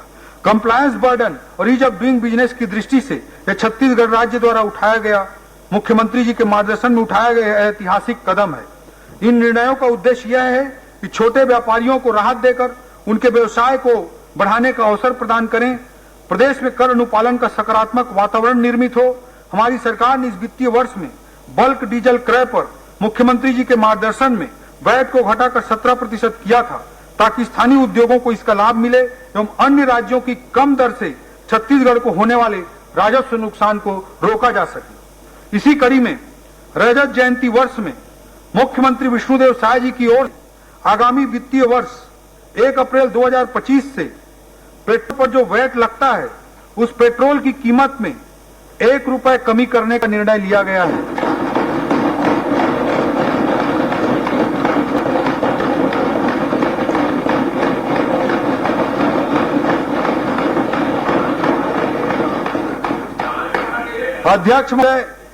अध्यक्ष महोदय, यह बजट एक इंक्रीमेंटल बजट नहीं है। 10% बढ़ाकर अनुमानों को आंकड़ों में सजाकर प्रस्तुत कर देने का नाम बजट नहीं होता। अध्यक्ष महोदय, यह बजट छत्तीसगढ़ की ग्रोथ स्टोरी के प्रति हमारी आस्था का प्रतीक है। आस्था के एक अर्थ है aspirational, S strategic, T transformational, H honest, A action. अध्यक्ष महोदय, यह बजट छत्तीसगढ़ की ग्रोथ स्टोरी के प्रति हमारी आस्था का प्रतीक है। यह बजट एस्पिरेशनल है, यह बजट स्ट्रेटेजिक है, यह बजट ट्रांसफॉर्मेशनल है और यह बजट हमारे ऑनेस्ट एक्शन की एक रूपरेखा है। बजट का फोकस बजट बनाते समय केवल यह नहीं था कि कैसे पैसों को विभागों के बीच एक चलते ट्रेन को देखते हुए आपस में बांट दिया जाए, बल्कि हमारा प्रयास यह रहा कि अर्थव्यवस्था के किस क्षेत्र में हमारे छत्तीसगढ़ में ग्रोथ की सर्वाधिक संभावना है और कैसे अपनी अर्थव्यवस्था को मजबूत करने के लिए इन संभावनाओं को बजट के माध्यम से बल दिया जा सकता है, उस बात को फोकस करते हुए, केंद्रित करते हुए हमने बजट तैयार किया। अध्यक्ष महोदय, पिछले बजट में मैंने ज्ञान का जिक्र किया था। ज्ञान को अगर हमें आगे बढ़ाना है तो गति को हमें अपनाना ही पड़ेगा। ज्ञान का गरीब, युवा, अन्नदाता और नारी का कल्याण करना है, तो समाज के अंत्योदय का करते हुए समावेशी विकास सुनिश्चित करना है, तो आर्थिक विकास उसके लिए जरूरी है और उस आर्थिक विकास को सुनिश्चित करने के लिए गति अनिवार्य है। गति को मैंने एक्सप्लेन किया। गति का जी का अर्थ है गुड गवर्नेंस, ए का अर्थ है एक्सेलरेटेड इंफ्रास्ट्रक्चर, टी का अर्थ है टेक्नोलॉजी और आई का अर्थ है इंडस्ट्रियल ग्रोथ। अध्यक्ष महोदय, अंधकार कितना भी घना हो, उजाले की उम्मीद और तलाश पर ही मानव जाति की सार्थकता है। यह बजट केवल कल के लिए, यह बजट बेहतर कल के लिए एक प्रयास है, भावी विकास के लिए एक कोशिश है, विकास के बसंत के लिए एक उद्यम है। अध्यक्ष महोदय, कवि ने शब्दों में कहा है, अंधेरों से आंख मिलाने चला आया है जुगनुओं का कारवां, हम ढूंढ ही लेंगे अपने हिस्से की रोशनी। अंधेरों से आंख मिलाने चला आया है जुगनुओं का कारवां, हम ढूंढ ही लेंगे अपने हिस्से की रोशनी। मसालें जलेंगी भी, राहें दिखेंगी भी। कुशासन की आंच से ठूंठ नहीं होगा किसी का भी भविष्य, कुशासन की आंच से ठूंठ नहीं होगा किसी का भी भविष्य। जड़ें सोख ही लेंगी अपने हिस्से का पानी। विकास का बसंत आएगा, पूरे सबाब के साथ आएगा। कोपलें फिर से फूटेंगी, कोयले फिर से कूकेंगी। अध्यक्ष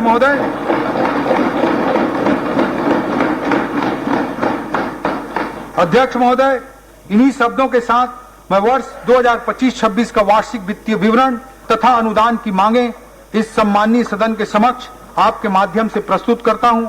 जय भारत, जय छत्तीसगढ़।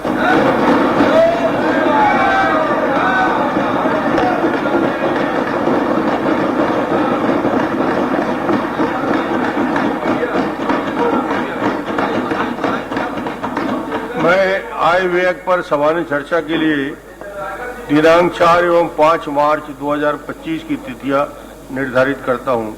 आय व्यय में सम्मिलित अनुदानों की मांगों पर कटौती प्रस्ताव की सूचना मंगलवार दिनांक 4 मार्च 2025 को मध्याह्न 12 बजे तक दी जा सकती है। कटौती प्रस्ताव के प्रपत्र सूचना कार्यालय से प्राप्त कर सकते हैं। सभा की कार्यवाही मंगलवार दिनांक 4 मार्च 2025 11 बजे तक के लिए स्थगित है।